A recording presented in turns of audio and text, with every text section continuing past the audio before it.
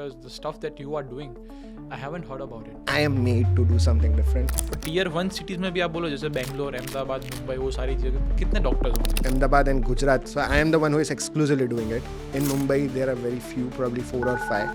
In Bangalore, there might be 1 or 2. This is Dr. Vijay and this is what they do. And I was like, what's this? What's TMJ? The joint, the TM joint, which we'll be discussing a lot because that's the most underrated joint of the body. मेरे पास एक surprising stat था.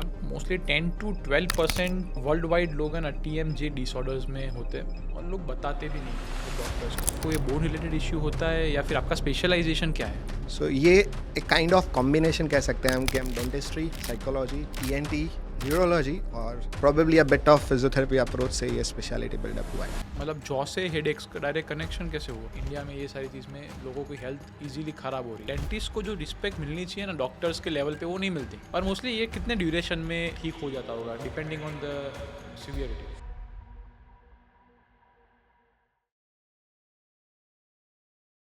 First of all, let me tell you thank you for doing this. You are a very special guest because doctors, the stuff that you are doing, I haven't heard about it. So when my team came up with this is Dr. Vijay and this is what they do, and I was like, what's this? What's TMJ and stuff like that? We'll go into unpack it later on. But first of all, thank you for coming, getting the time up your schedule. It's a very important thing. And let's start with something a little bit personal. Definitely. What was your childhood? What did you study and all that thing? So basically, जैसे हर एक लड़के का dream India में probably cricketer होता है. So everyone had that dream to be a cricketer around. But there was a phase probably in my 11th standard approx when my mother was like very serious. Like I was a very mischievous child. Like मैं बहुत ज़्यादा मस्ती करता था. And cricket घर से बाहर ही रहते थे. We are like more of बाहर ही खेलना है. So one day she just told me कि your father is into marketing, okay? Your brother is doing medical, okay? What have you thought of yourself, okay? You have to do something for yourself. Which grade were you in? Probably 11th. 11th, That was okay. 11th. So 10th was a bit serious. We 10th we scored good. And 11th, 12th was the deciding phase. We Okay. took biology. We are the biology. B group, type. so B group basically- biology, yeah. Okay. So at that moment probably it stuck in me and I'm like, yep, I will be in the medical field. So I wanted to be either a cardiologist or a gynecologist. Okay. That was the thing.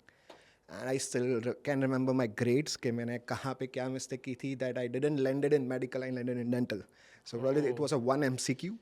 Shit, man. Just one MCQ. Just 1 MCQ. Just a single. Completely changed your life. Completely changed an aspect of it. It was probably 0.33 marks of difference that created a 200, 300 numbers of ranking. I was probably 700 or 800 in all Indian aspect, the ranking aspect. Got it. And medical closed at 580 or something like that. Oh. So then I got into the dental scene and my brother is a dentist basically. So Okay. he told me that it's better to do dentistry rather than doing private medical, Okay. Because there was also private medical stuff and I was not that much financially stable and even my family was not. So I took government dental college admission. And initially I was in Jamnagar. So everybody was very like, how you'll stay in Jamnagar and everything. Then probably at that moment, 2008, there was a bomb blast in Ahmedabad and everyone. So nobody was willing to come in Ahmedabad and somehow seats got open and I got in a reshuffling in Ahmedabad. So I studied dentistry.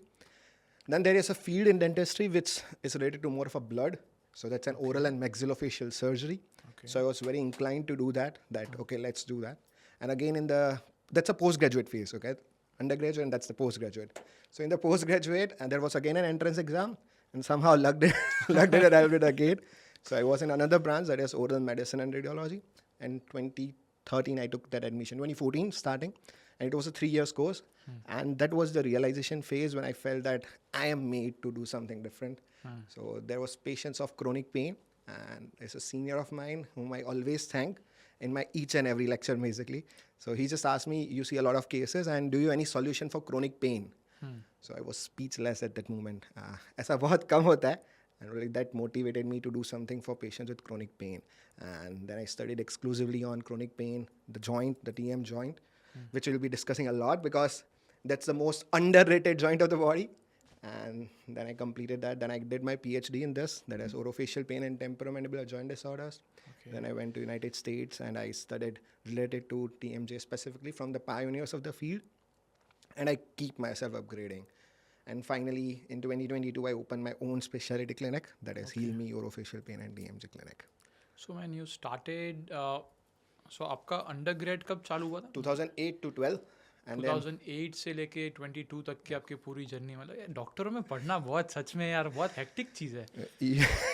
you might know our struggles too because it's definitely a thing and still we keep upgrading, you know. Of course you मतलब, need to be ना. and this is an aspect that every day something comes along and we have to be like, okay, we need to do this too. So technological wise आप कैसे upgrade रहते हो? मतलब robotics अभी आ रहा है, मतलब सर्जरीज में बहुत सारी चीज़ें अभी हो रही है. सो टेक्नोलॉजी वाइज अभी जो मैं रिसेंटली सोच रहा हूँ वो AI बेस्ड है कि हम AI को लेके पेन मैनेजमेंट में कैसे काम कर सकते हैं. Okay. डेफिनेटली डिवाइसेस पे तो बहुत सारी चीज़ें हो रही हैं जैसे कि फिजियोथेरेपी डिवाइसेस और वो सब एस्पेक्ट्स पे भी. द सर्जिकल एस्पेक्ट अभी स्टिल हमारी फील्ड में इट्स बिट लेस कंसिडरिंग जो AI बेस्ड हो या रोबोटिक बेस्ड हो, but probably it will be a future in soon. आपके वहाँ पे मोस्टली जितने पेशेंट्स आते हैं तो मेजोरिटी सारे सबको ये बोन रिलेटेड इश्यू होता है, या फिर आपका स्पेशलाइजेशन क्या है वो आप एक बार बता पाओगे? यस, सो हम स्पेसिफिकली जॉइंट होता है उसके आसपास मसल्स, उसके एसोसिएटेड नर्व्स सब पे काम करते हैं. स्पेसिफिकली नेक मसल्स पे भी काम करता है, हेडेक्स पे भी काम करता है. सो ये एक ऐसी सेपरेट स्पेशलिटी है जो डेंटिस्ट्री से आई है.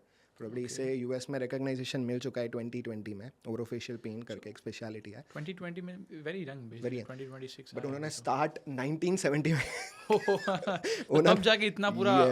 उन्होंने ये ऑर्गेनाइजेशन जो कहते हैं ना हम इसका, American association of orofacial pain, उन्होंने 1970 के आसपास फॉर्म किया था. 50 years. 50 ईयर्स में उनको स्पेशलाइजेशन का रिकग्नाइजेशन मिला है. सो हमें भी मिलेगा स्पेसिफिकली. सो सब ऐसा मानते हैं कि ये डेंटल रिलेटेड है, but it's not dental, you know. It's like more than teeth. जैसे टीथ के एसोसिएटेड मसल्स हो गए, ठीक है, ये हमारा जॉइंट, फिर हम ओपन क्लोज कर रहे हैं तो साउंड्स आना, फिर काफ़ी लोगों का मुंह नहीं खुलता है, यू नो, हेडेक्स, ये सब चीज़ें हमारी स्पेशलिटी में आता है. मतलब हेडेक्स, मतलब जॉ से हेडेक्स का डायरेक्ट कनेक्शन कैसे हुआ? यस, डेफिनेटली, बिकॉज ये मसल्स बहुत ही कनेक्टेड है, you know. So you might know कि स्ट्रेस में हेडेक होता है, एवरीबडी एग्रीज, ओके.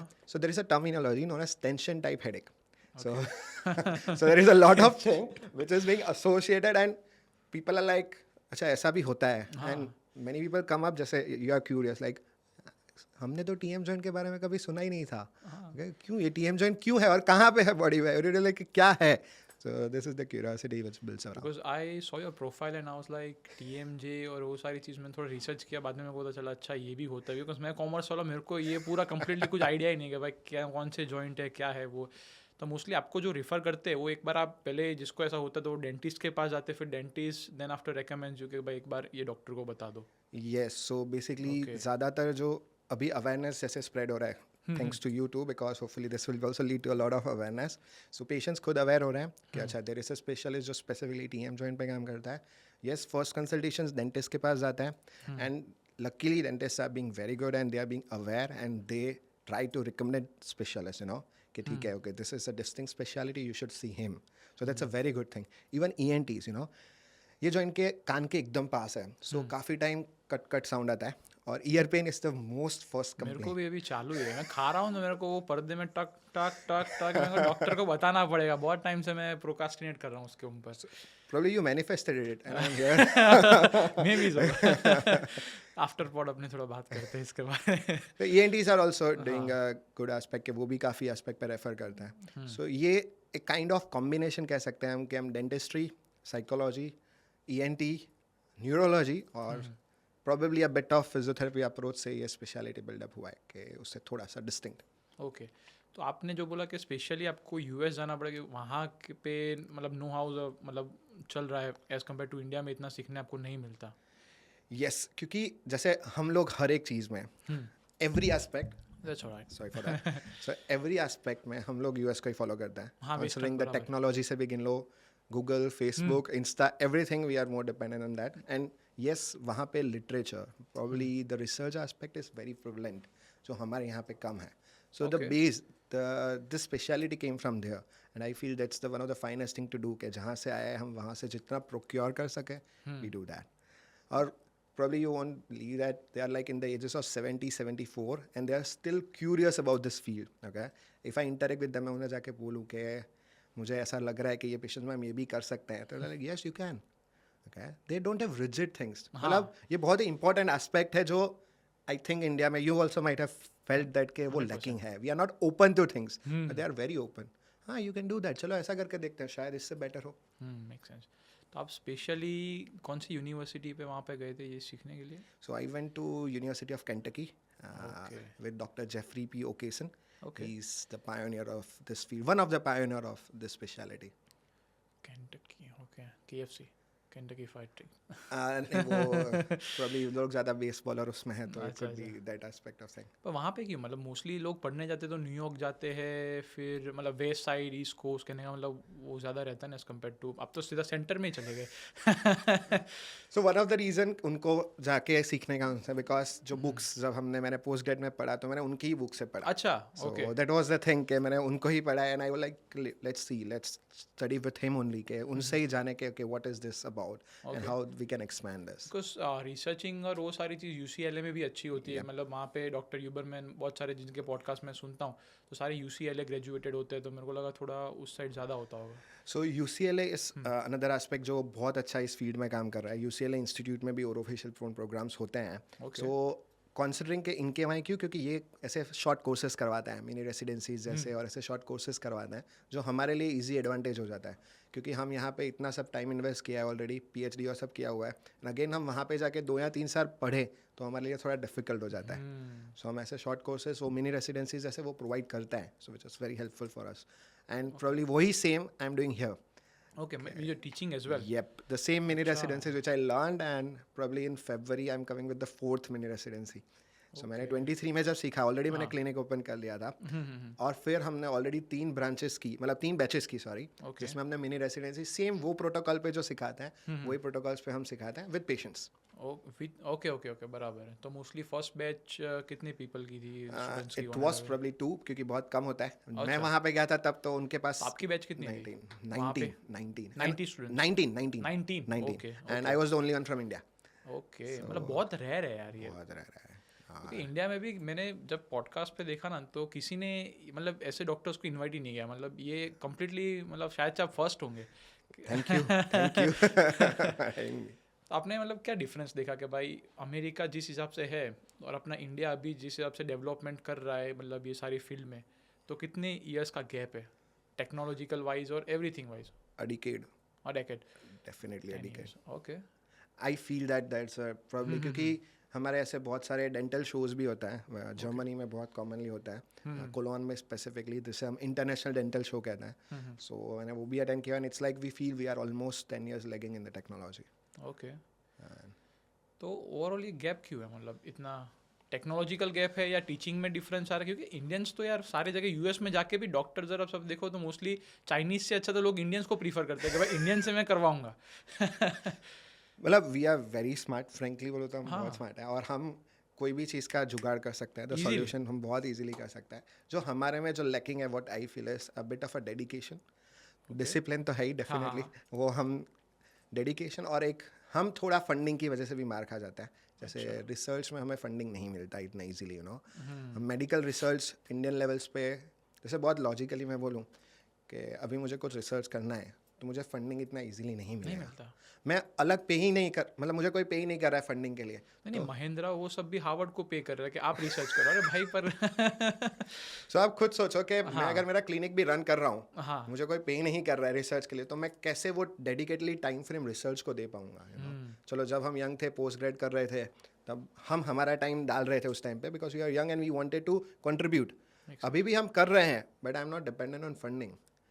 US में स्पेसिफिकली फंड्स दिए जाते हैं हर एक रिसर्च के लिए, और वो रिसर्च पर्सन दूसरे काम नहीं करता है. They don't do the clinical work and the other stuff. Life पूरी वही उस पे ही चली जाती है, कहने का मतलब. They do exclusive that phase of working, you know, जो हम शायद आई डोंट थिंक इतना टाइम फ्रेम भी दे पाते हैं.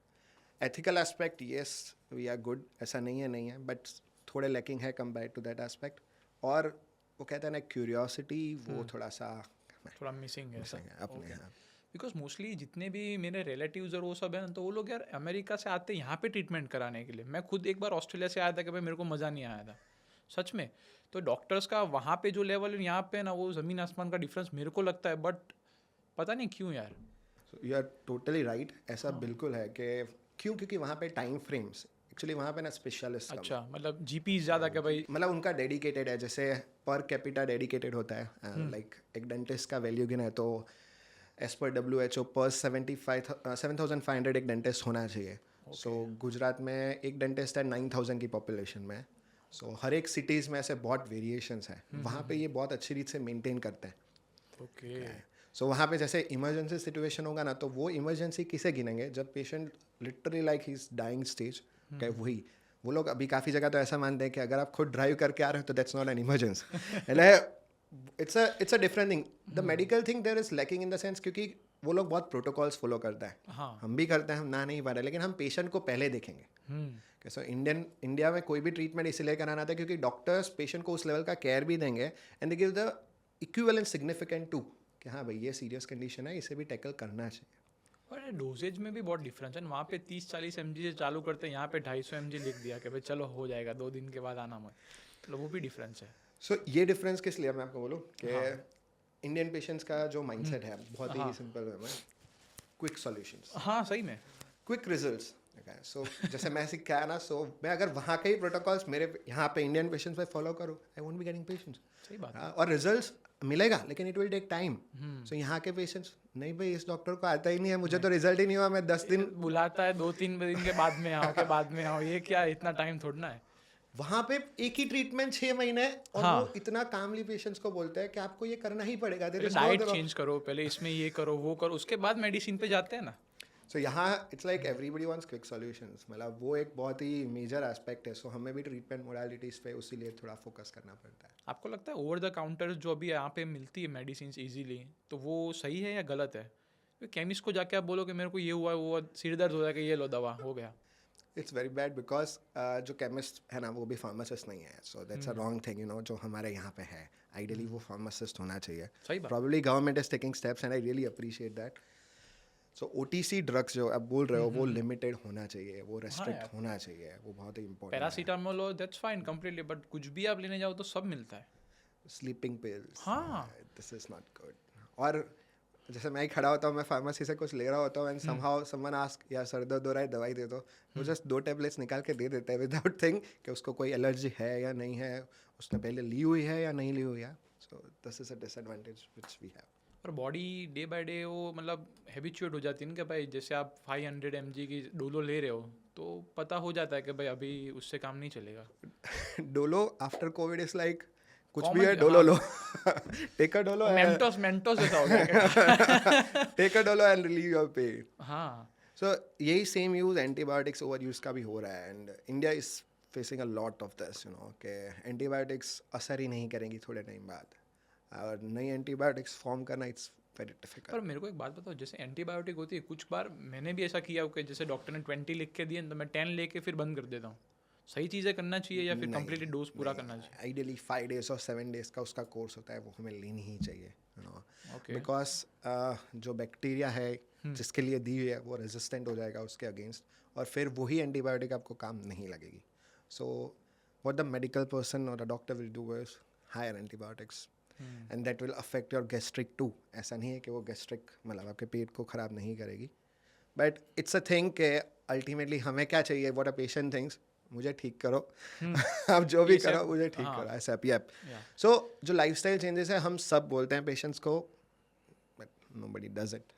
सो दैट्स द एस्पेक्ट कि वो जितना फॉलो करेंगे ना उतना बेस्ट है. लाइफ एक्सपेक्टेंसी आप अगर देखोगे तो यूएस में भी काफ़ी अच्छी है, अपने यहाँ पे थोड़ा थोड़ा अभी भी बढ़ेगा मेरे को ऐसा लग रहा है टेक्नोलॉजी वाइज. बट कौन सी सारी चीज़ आपको ऐसा दिख रहा है कि भाई यार इंडिया में ये सारी चीज़ में लोगों की हेल्थ इजीली ख़राब हो रही? पोस्चर, ओके, जो फोन पोस्चर्स है जो मैं देखूँ इट्स लाइक ऐसे दिस. बैठे हुए. सो जब भी मैं लिफ्ट में होता हूँ ना मैं यही देखता हूँ कि लोग कितने लोग ऐसे बैठे हैं जो फिजियोथेरेपी के एस्पेक्ट पे काम करवाएंगे आगे जाके. It's always everyone is like this. फिर सीडेंटरी थिंग, हम लोग कांस्टेंट बैठे रहते हैं. Okay, we don't take a move, you know. It's a rule के 20 मिनट्स में एक मूव लेके फिर बैठिए. Habits, eating habits. So for our joint अगर मैं बात करूँ, so everybody is happy to eat entire burger, you know, बहुत बड़ा burger and they take a pick Maharaja के पूरा. So that's an initiating factor जब ये जॉइंट का स्टार्ट हो सकता है इशू, यू नो, बिकॉज ये हिंज जॉइंट है. हाँ. सो ये आगे आता है, पीछे जाता है. सो आगे आके पीछे भी जाता है. सो आप इससे ज्यादा स्ट्रेच करोगे तो आगे रह जाएगा.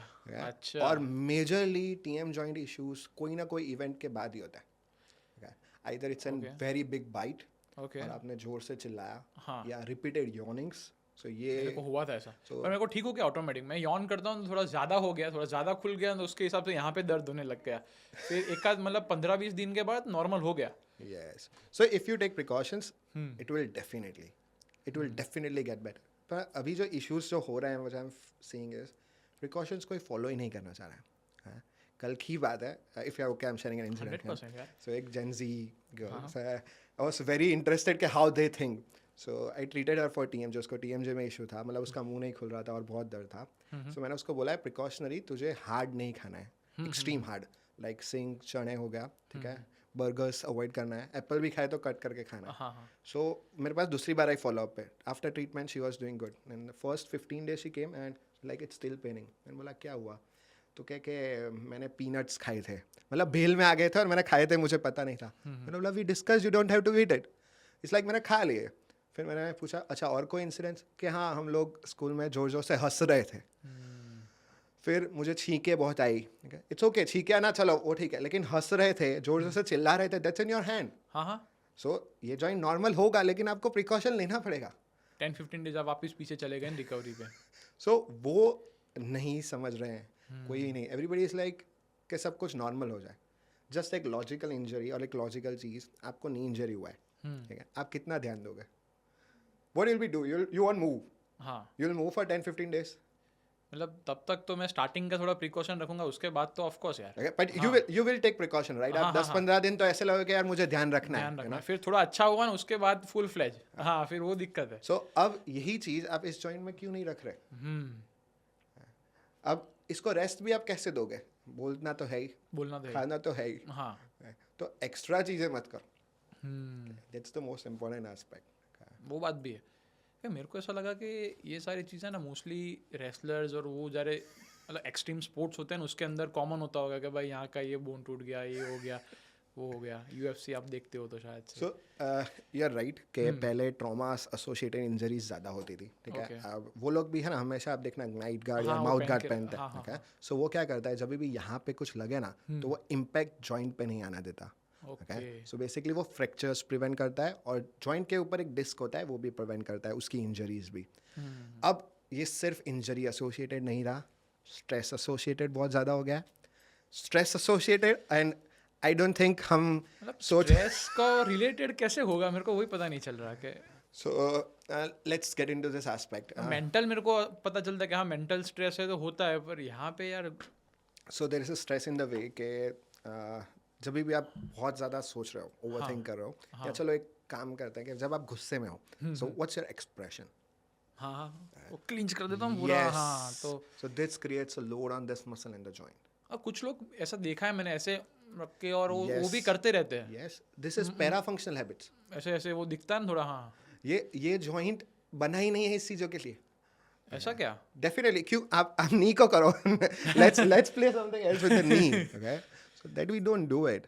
And even with a hard aspect, जैसे अखरोट अभी भी लोग तोड़ रहे हो, तो पहले दांत टूटते थे, वो फ्लेक्स करते हैं अभी, मेरा दांत से अभी भी टूट रहा है, देख रहे हो तुम? वो नहीं होना चाहिए. और ये जॉइंट इतना प्रेशर सहन नहीं कर पाएगा. ओके, मतलब सपोज आप यहाँ से कुछ बाइट कर रहे हो, अपने एनिमल्स नहीं है ना बेसिकली, उनके पास Yeah. वो भगवान ने दिया है कि भाई उनके वो teeth. मांस खाते तो उनके लिए अपना तो यार। सो दैट्स द इम्पोर्टेंट एस्पेक्ट. मतलब अगर वो यहाँ पे प्रेशर कर रहे हैं तो it goes like this up, और वहाँ पे जो डिस्क होता है वो अपनी जगह से बाहर आ जाता है. मेरे को विजडम टूथ भी है, तो मोस्ट लोग, कुछ लोग बोलते हैं निकालना पड़ता है, कुछ बोलते हैं नहीं निकालना पड़ता है. एज ए डेंटिस्ट आपने पढ़ा है तो मतलब आप मेरे को बताओ. विजडम टीथ का बहुत ही बेसिक चीज़ है कि अगर आपको 2 या 3 बार से ज़्यादा वो आपको इशू दे, इशू यानी आपको मुंह खोलने में दिक्कत दे. सो सी मुंह ना खोलने के भी बहुत रीजंस है. TM जॉइंट तो है, but wisdom tooth is one of them. So जो अंदर नीचे विजडम टूथ आ रहा है लोअर वाला, उसके ऊपर कोई चमड़ी आ गई है, ओके, जैसे हम फ्लैप कहते हैं या पेरिकोरोनाइटिस कहते हैं, वहाँ पे कुछ फंस रहा है और ऐसा रिपीटेडली हो रहा है आपके साथ 2-3 बार, तो डेफिनेटली निकालना चाहिए. ओके अगर वो अंदर ही पड़ा है, ओके, एक्सरे में दिख रहा है, एक एक्सरे आता है उसमें दिख रहा है कि अंदर पड़ा है, तो कोई ज़रूरत नहीं है. अगर वो बाजू वाले दांत को सड़न दे रहा है या बाजू वाले दांत को इशू क्रिएट कर रहा है या बाइट में कुछ इशू कर रहा है, तो हमें निकालना चाहिए. ओके जैसे ऊपर वाला जो विजडम टीथ होता है, अपर में भी होता है, वो बाहर की तरफ ज़्यादा होता चार है है. मेरे पास. 4. हाँ. No, it's more like an appendix organ जो धीरे धीरे वेस्टिजियल हो रहा है. It's one of the same aspect जैसे विजडम टीथ है. अगर इशू दे रहा है तो निकालना चाहिए, बाकी it's not necessary to remove it, you know, Okay. निकालना ही चाहिए. और कभी कभी जैसे इश्यू हो रहा है, जैसे च्यूइंग में कैसा कुछ, कभी कभी ऐसा दर्द हो रहा हो और फिर नॉर्मल है, तो निकालना चाहिए या फिर up to you? It's okay, I feel it's okay. मैं बोल रहा हूँ ना, 2-3 बार you can take a call कि 2-3 बार से ज़्यादा इशू दे रहा है, then definitely you should go for it. Make sense. और आप जो TMJ जॉइंट बोल रहे हो, उसके बारे में मतलब थोड़ा इजी लैंग्वेज में बताओ ना कि व्यूअर्स को कि भाई बेसिकली होता क्या है, कैसे आप उनको अप टू डेट रख सकते हो. बहुत ज़्यादा जैसे हम यौन मत करो कि बहुत पानी पी रहे हो, थोड़ा आराम से रहो. सो यस, TM जॉइंट में एक बोन रहता है और एसोसिएटेड मसल, और उसके ऊपर एक हल्का सा डिस्क रहता है जो हर एक जॉइंट के ऊपर होता है. सो जॉइंट बीच में डिस्क और ऊपर एक और जॉइंट. तो जब भी हम माउथ ओपन करते हैं तो जॉइंट आगे जाता है और साथ साथ में डिस्क भी आगे जाता है. अच्छा. So it's like a hinge joint and it's a special joint. तो जैसे ही वो आगे मूव हो रहा है, उसका एक लिमिट है कि इससे ज़्यादा मूव नहीं होना चाहिए. So that's where we need to remember. जैसे कि आइडियल मुंह खोलने का बोलूँ तो 3 finger is the ideal mouth opening. Okay. 3 finger is the ideal, that is 35 mm range.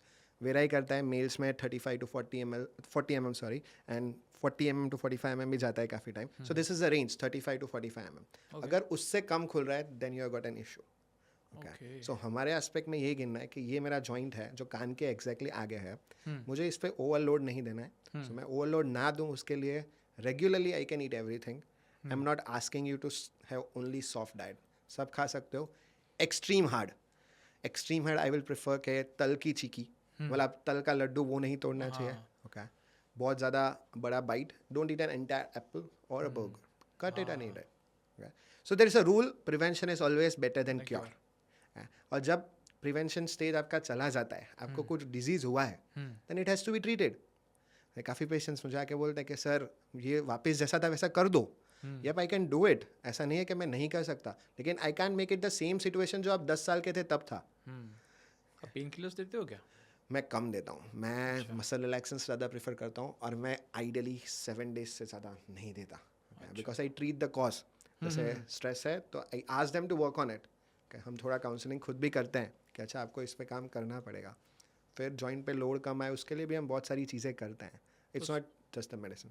तो स्ट्रेस आप बोल रहे हो, तो इसके रिलेटेड जो मतलब दांत ऐसे वो क्लीन रख दे, एकदम हार्ड रख देते, इसकी वजह से होता होगा या फिर? Yes, that is one of an associated factor. Okay. And again, an emotional stress too. Hmm. Aajkal, very common. Everybody is stressed, anxious, or depressed, you know, and that is definitely affecting your thought process. There is a very nice thing. If your this muscle, trapezius, is tender, I think your wife might agree with me. It's more of an anxiety related, you know. If you are anxious, your this muscle will be tender a lot. Yes, because आप थोड़ा ऐसे कैसे रहते हो, Yes. Relax नहीं रहते इसे. So, Makes sense. future worries, considering I define anxiety as future worries, depression is like past, and stress is the present, you know. So that's the aspect, Nice and analogy. you have to live with it. The reason is किसी का stress bearing अच्छा है, किसी का नहीं है. So that's how things goes. So I try to train them on the emotional level too. जैसे आपने teeth वाला बोला ना, जो ऐसा करते वो ऐसे हैं. रखते हैं हम. So जैसे आप जिम में, you know, you do like this. So it's basically a guard आता है, एक night guard जैसा, या mouth guard आप पहन सकते वो हो. बॉक्सर्स पहनते हैं उस हिसाब से. That will help you a lot. और हम क्या करते हैं आजकल, क्या हो गया बताएं, मैं किसी को बोलूँ ना कि थोड़ा टाइम वेट नहीं उठाना है, तो एवरीबॉडी टेक सर मुझे जिम नहीं करना है. ऐसे तो कैसे चलेगा सर, दैट्स नॉट पॉसिबल. हाँ. अब जिम करने में बहुत सारी चीज़ें हैं. I am like don't lift the weights. Okay, okay. आप normal cardiovascular cardio you can कर do सकते हो, that. You can Okay. Do the cardio and everything, but weights नहीं उठाना है definite, because your this muscle is tender. So how you are activating that muscle. आपका muscle spasm में है, आपका मसल कड़क है. सो आइडियली हम उसे रेस्ट देंगे, उसे हम रिलीज करेंगे, फिर स्ट्रेंथन करेंगे, और फिर हम उसे फिर से जाके आगे काम करेंगे. देखो स्ट्रेस मेरे को लगता है ना, डॉक्टर से ज़्यादा तो मतलब कोई समझ ही नहीं पाता, क्योंकि इतना आप लोगों ने किया, इतना पढ़ाई, मतलब यार next level. Thank you for appreciating it. 100% है. बिकॉज मैं ऐसा स्टूडियस किड था नहीं, मतलब मेरे को पहले से नहीं था, पर मेरे को फैसिनेट होता कि डॉक्टर्स इतनी बड़ी बड़ी किताबें, और मोस्टली सब पेरेंटल प्रेशर भी ऐसा होता है कि भाई क्या करना है 10th के बाद. मेरे को पता है पापा इंजीनियर बनना है, डॉक्टर तो तू नहीं बन पाएगा, मतलब कि इंजीनियर जाना है या कॉमर्स. कॉमर्स ले लेते हैं. सो हर एक फील्ड में है, लेकिन प्रॉब्ली अभी का जो एरा है, जो 2026 में हम एंटर कर रहे हैं, to run a practice is a tough thing, you know. मतलब it's like you need to educate people. Okay, you need to do your work in a way that patients don't feel bad. It's like I don't, जो यहाँ जो आप difference पूछ रहे थे ना US और इंडिया में, वर्क लाइफ बैलेंस और the respect with doctors get, you know. they are fixed and they are like they'll work from 8 to 4, they'll work from 8 to 4. Okay. Here everybody wants कि मेरे लिए doctor available हो. Okay. And It's a good thing, right? Anyways, because Sir, कुछ emergency हुआ, कैसा कुछ हुआ, then doctor is 100% definitely available, that's for the thing, but you need to respect his time to a 100%. certain extent, you know. वो बहुत matter करता है. रात के 9 बजे आप कर रहे हो तो बी थैंकफुल अबाउट इट कि भाई थैंक्स फॉर Yes. सीइंग मी के इन Yes. शॉर्ट नोटिस और समथिंग. और ये मैंने ऐसा ऑब्जर्व किया है कि जो बाहर के पेशेंट्स होते हैं ना, वो ये बहुत अप्रिशिएट करते हैं कि अच्छा आप मेरे लिए हो, आप मुझे एक्स्ट्रा टाइम दे रहे वेरी हो. Grateful about it. But Very Indians take it for granted कि भाई हाँ पैसे तो दे रहे हैं ना उसको. Yep. And you know one thing which everybody is probably Indian, yeah, every patient, probably Indian patient ज़्यादा 100%. If somebody asks me, sir मुझे 100% हो जाएगा, I'm like, what's that? Guarantee लेते हो आप? There is nothing as 100% in medical field. It's more of your body. See, I'm a person who will do the treatment. Okay? It's your body who has to done the healing, who has to do the healing. So इसीलिए मेरा नाम Heal Me दिखा है. Yes. Heal Me. Heal is I will do everything to heal you, but me is your side. मतलब आपकी body को काम करना है हील होने के लिए. Makes sense. ठीक है, मैं ट्रीटमेंट करूँगा, मेडिसिन तो चलो ठीक है वो सेकेंडरी हो गया, मैं एक्सप्लेन्स प्रोसीजर्स मैं कुछ भी करूँगा, मैं आपको काउंसिल करूँगा, लेकिन प्रोसेस तो आपको ही करना है और आपकी बॉडी को ही करना है. आफ्टर केयर आप नहीं करोगे तो फिर आके तो कुछ मतलब ही हो नहीं. नहीं सेम फिजियो में भी ऐसा था. मतलब हम कैसे मिले, मेरे को शोल्डर की इंजरी हुई थी तो मैं उनके क्लिनिक में गया था. तो उसे करवाई थी आप? नहीं जेन्युइनली हुई थी. तो मैं टेनिस बहुत खेला था तो शोल्डर वीक हो गया था. तो फिर ऐसे मिला, उन्होंने भी सेम चीज़ बोला था कि आइस पैक हो, सारी चीज़ करना, तो कोई करता है नहीं. तो वापस से हुआ थोड़ा टाइम बाद. मैं बोला अभी यार आप अच्छे से ट्रीटमेंट नहीं करते. तो बोला कि आपने जो आफ्टर केयर किया था वो किया था. मैंने बोला नहीं. तो फिर आप कैसे ब्लेम कर रहे हो मेरे पे? सो आपने बहुत ही अच्छा सॉल्यूशन ढूंढा ना फिर. हाँ वही मतलब गल पर्सनल फील्ड लाइफ टाइम कोई मुझे बोला ही नहीं आफ्टर केयर के लिए. मेरे को एक कंट्रोवर्शियल बात करनी थी. आप अगर जैसे यूएस जाते रहते हो बराबर, तो आपने स्ट्रेस के बारे में बात कहा. तो उन्होंने स्ट्रेस और एंजाइटी को सॉल्व करने के लिए वीड ला दिया. मतलब नहीं मतलब जेन्युइनली उनका यही है कि भाई if you are too anxious to smoke a weed और स्मोक अ जॉइंट और समथिंग लाइक दैट. तो इससे आपका एंजाइटी कम हो जाती है. वैसे डॉक्टर्स नहीं बोल रहे इतना ओपनली. तो मतलब लीगलाइज क्यों किया फिर? सी काफ़ी जो सिटीज़ हैं जहाँ पे ये अवेलेबल है, काफ़ी जगह नहीं है. नहीं है. So it is a very good treatment modality in chronic pain. जैसे काफ़ी पेन्स के सॉल्यूशंस नहीं है, still in they are in the research. मतलब पेन के सॉल्यूशन नहीं. यस, काफ़ी क्रोनिक पेन. अभी क्रोनिक पेन कैसे बिल्डअप होता है, बहुत ही एक्सीडेंट में हो गया ऐसा कुछ, मतलब उसकी बात कर रहे हो? नहीं, कंसिडरिंग जैसे फेस पेन के 3 टाइप्स गिन सकते हैं हम, एक्यूट, सब एक्यूट एंड क्रोनिक.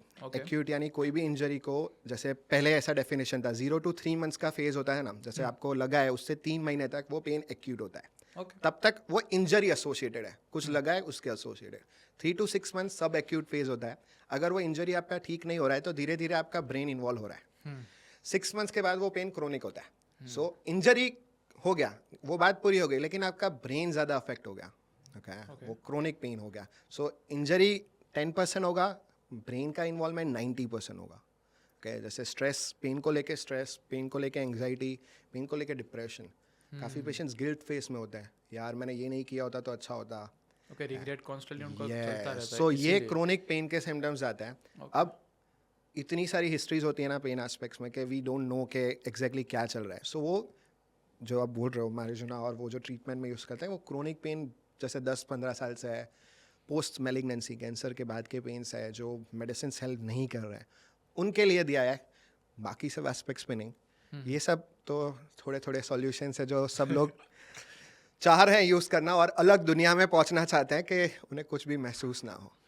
और अभी आप नहीं मानोगे, जैसे मैंने ये जो डेफिनेशन बोला ना, अभी ऐसा हो गया है 0 to 1 month is acute. Okay, सब एक्यूट फेज ही चला गया है. 1 मंथ के बाद it's chronic. Everybody is like मुझे क्यों ठीक नहीं हो रहा है सर, मुझे अभी तक क्यों इशू है. मतलब वो पेशेंस लेवल ही चला गया, बहुत कम हो गया. और thanks to social media. Thanks to social media, we are here also because of that. But Good it and has, bad sides of yeah, it has got both. मेरे पास एक सरप्राइजिंग स्टैट था. Mostly 10 to 12% world wide लोग हैं ना TMJ disorders में होते हैं, और लोग बताते भी नहीं है, मतलब डॉक्टर्स को ट्रीट ही नहीं करवाते कि भाई हो जाएगा, डिले करते रहते हैं. Amazing thing, and it's probably one of the rightest thing right now, and this will increase. और अब ऐसा होगा शायद कि ज़्यादा लोग बताने भी जाएंगे, और ये जो 10-12 वाला है वो शायद भले कम हो, लेकिन ट्रीटमेंट सीख करने वाले लोग बढ़ेंगे. Which is a good thing, right? Which is a good thing. The bad thing जो इसमें है, जो आपने डेटा बोला 10 to 12%, द रीज़न इज जैसे गुजरात के पेरीफरी से जो मेरे पास पेशेंट्स आते हैं, जेतपुर, गाम गिन लो या कहीं से भी, सो लाइक 2-3 महीने से था, इसने मुझे बोला लेकिन हमने तो ध्यान ही नहीं दिया ऐसा कुछ होता है. इवन इन Ahmedabad certain area people like, हाँ कि ये यहाँ पे कंप्लेन कर रही थी कि मुंह नहीं बहुत खुल टाइम रहा से है, हो रहा था, फिर ध्यान नहीं दिया, हाँ, लोकल दिखा, मेडिसिन ली, 2-3 दिन दर्द कम हुआ, लेकिन फिर इशू रहा. Okay. फिर किसी ने मुझे बोला कि नहीं इधर जाना चाहिए, इधर जाना चाहिए, इधर जाना चाहिए, और फिर मैं आपके पास आया at the end of 5 months. तो मतलब तब तक आप इतना चीज़ नहीं कर पाते, जब फ्रेशली होता है तो इजीली हील हो जाता है. So that's one of the finest thing कि जितना जल्दी मेरे पास आएगा उतना बहुत इजीली ठीक होगा. अब आप तो ऐसा सोचोगे नहीं कि आप मेरे पास लेट आए हो, तो आप तो क्या सोचोगे, मैं आपके पास अभी आया हूँ लेकिन मुझे रिजल्ट फुल चाहिए. डेफिनेटली मैं फुल रिजल्ट देने के लिए बैठा हूँ, लेकिन आपको ट्रीटमेंट भी उस हिसाब से फॉलो करना पड़ेगा. 100%. Because of certain aspects patients are like, नहीं मुझे तो ये किसी ने बताया ही नहीं कि ऐसा कोई ट्रीटमेंट होता है या ऐसा कुछ करना पड़ेगा. मतलब गूगल भी करो तो मिल जाते हो सही, मतलब कि भाई ये पर्टिकुलर जॉइंट का है कि ये है कैसा कुछ सो TMJ. Definitely that's very good. अगर आप सर्च करोगे ना तो आपको गाइड अच्छी रीत से करेगा. So it's up to you कि how you are looking for it. Okay. जैसे मैं कुछ सर्च करूंगा तो मेरा सर्च बहुत ऑथेंटिक जाएगा, लेकिन आप कुछ भी सर्च करने जाओगे, जैसे आप एक सेंटेंस लिखो, is TMJ pain treatable, Google will say no, you have to live with the TMJ pain. It's not like that, because Google doesn't knows your situation. नहीं कंसल्ट द डॉक्टर फर्स्ट ना, वो बोलेंगे उसके बाद आप take मन ले लोगे, बराबर है. अभी as per the AI mode जो अभी गूगल में आ रहा है, ये देखोगे तो luckily they quoted a last line saying consult the doctor for further information. Okay, don't rely on it. लेकिन लास्ट लाइन तक कौन पहुंचता है? कोई नहीं. ऊपर का देख के वो स्कैन करके गए यार. जिंदगी बर्बाद. So it's पेस्टिसाइड्स भी है, अपना एयर भी है, मतलब बहुत सारे डिफरेंट फैक्टर हैं जो कंट्रीब्यूट कर रहे हैं कैंसर में. जरूरी तो नहीं है. जैसे जेनेटिक एस्पेक्ट एक रहता है और एनवायरमेंटल फैक्टर्स डेफिनेटली रहते हैं, लेकिन हैबिट एसोसिएटेड के प्रिवलेंट हमेशा ज़्यादा रहेंगे. जैसे हमारा जो स्पेशलिटी है, मेरा जो पोस्ट ग्रेजुएट है ओरल मेडिसिन एंड रेडियोलॉजी, सो हम हमारी कॉलेज में ऑलमोस्ट 40 पेशेंट्स अ डे पर इंडिविजुअल देखते थे जिनको मसाले की वजह से मुंह नहीं खुल रहा है, मसाला एंड सोपारी की वजह से, च्यूइंग टोबैको, सोपारी च्यूइंग, स्मोकिंग, और उसके एसोसिएटेड बहुत सारे लीजन्स हैं. So I will still keep that as the first cause. Definitely environmental, genetic and everything comes along, but habit. अब क्या होता है, everybody starts to compare. कि वो दिन के 30 खा रहा है, मैं तो दिन के 2 ही खा रहा हूँ. जेनेटिक्स भी बहुत रोल प्ले करते हैं. हमारे मैं पहले जो घर में रह रहा था वहाँ पे वॉचमैन थे, मोस्टली 70s 80s या बीड़ी पीते थे. और मतलब मैं जब से छोटा था तब से मैं उनको देख रहा हूँ कि भाई वो पी रहे, उनको कुछ हो ही नहीं रहा.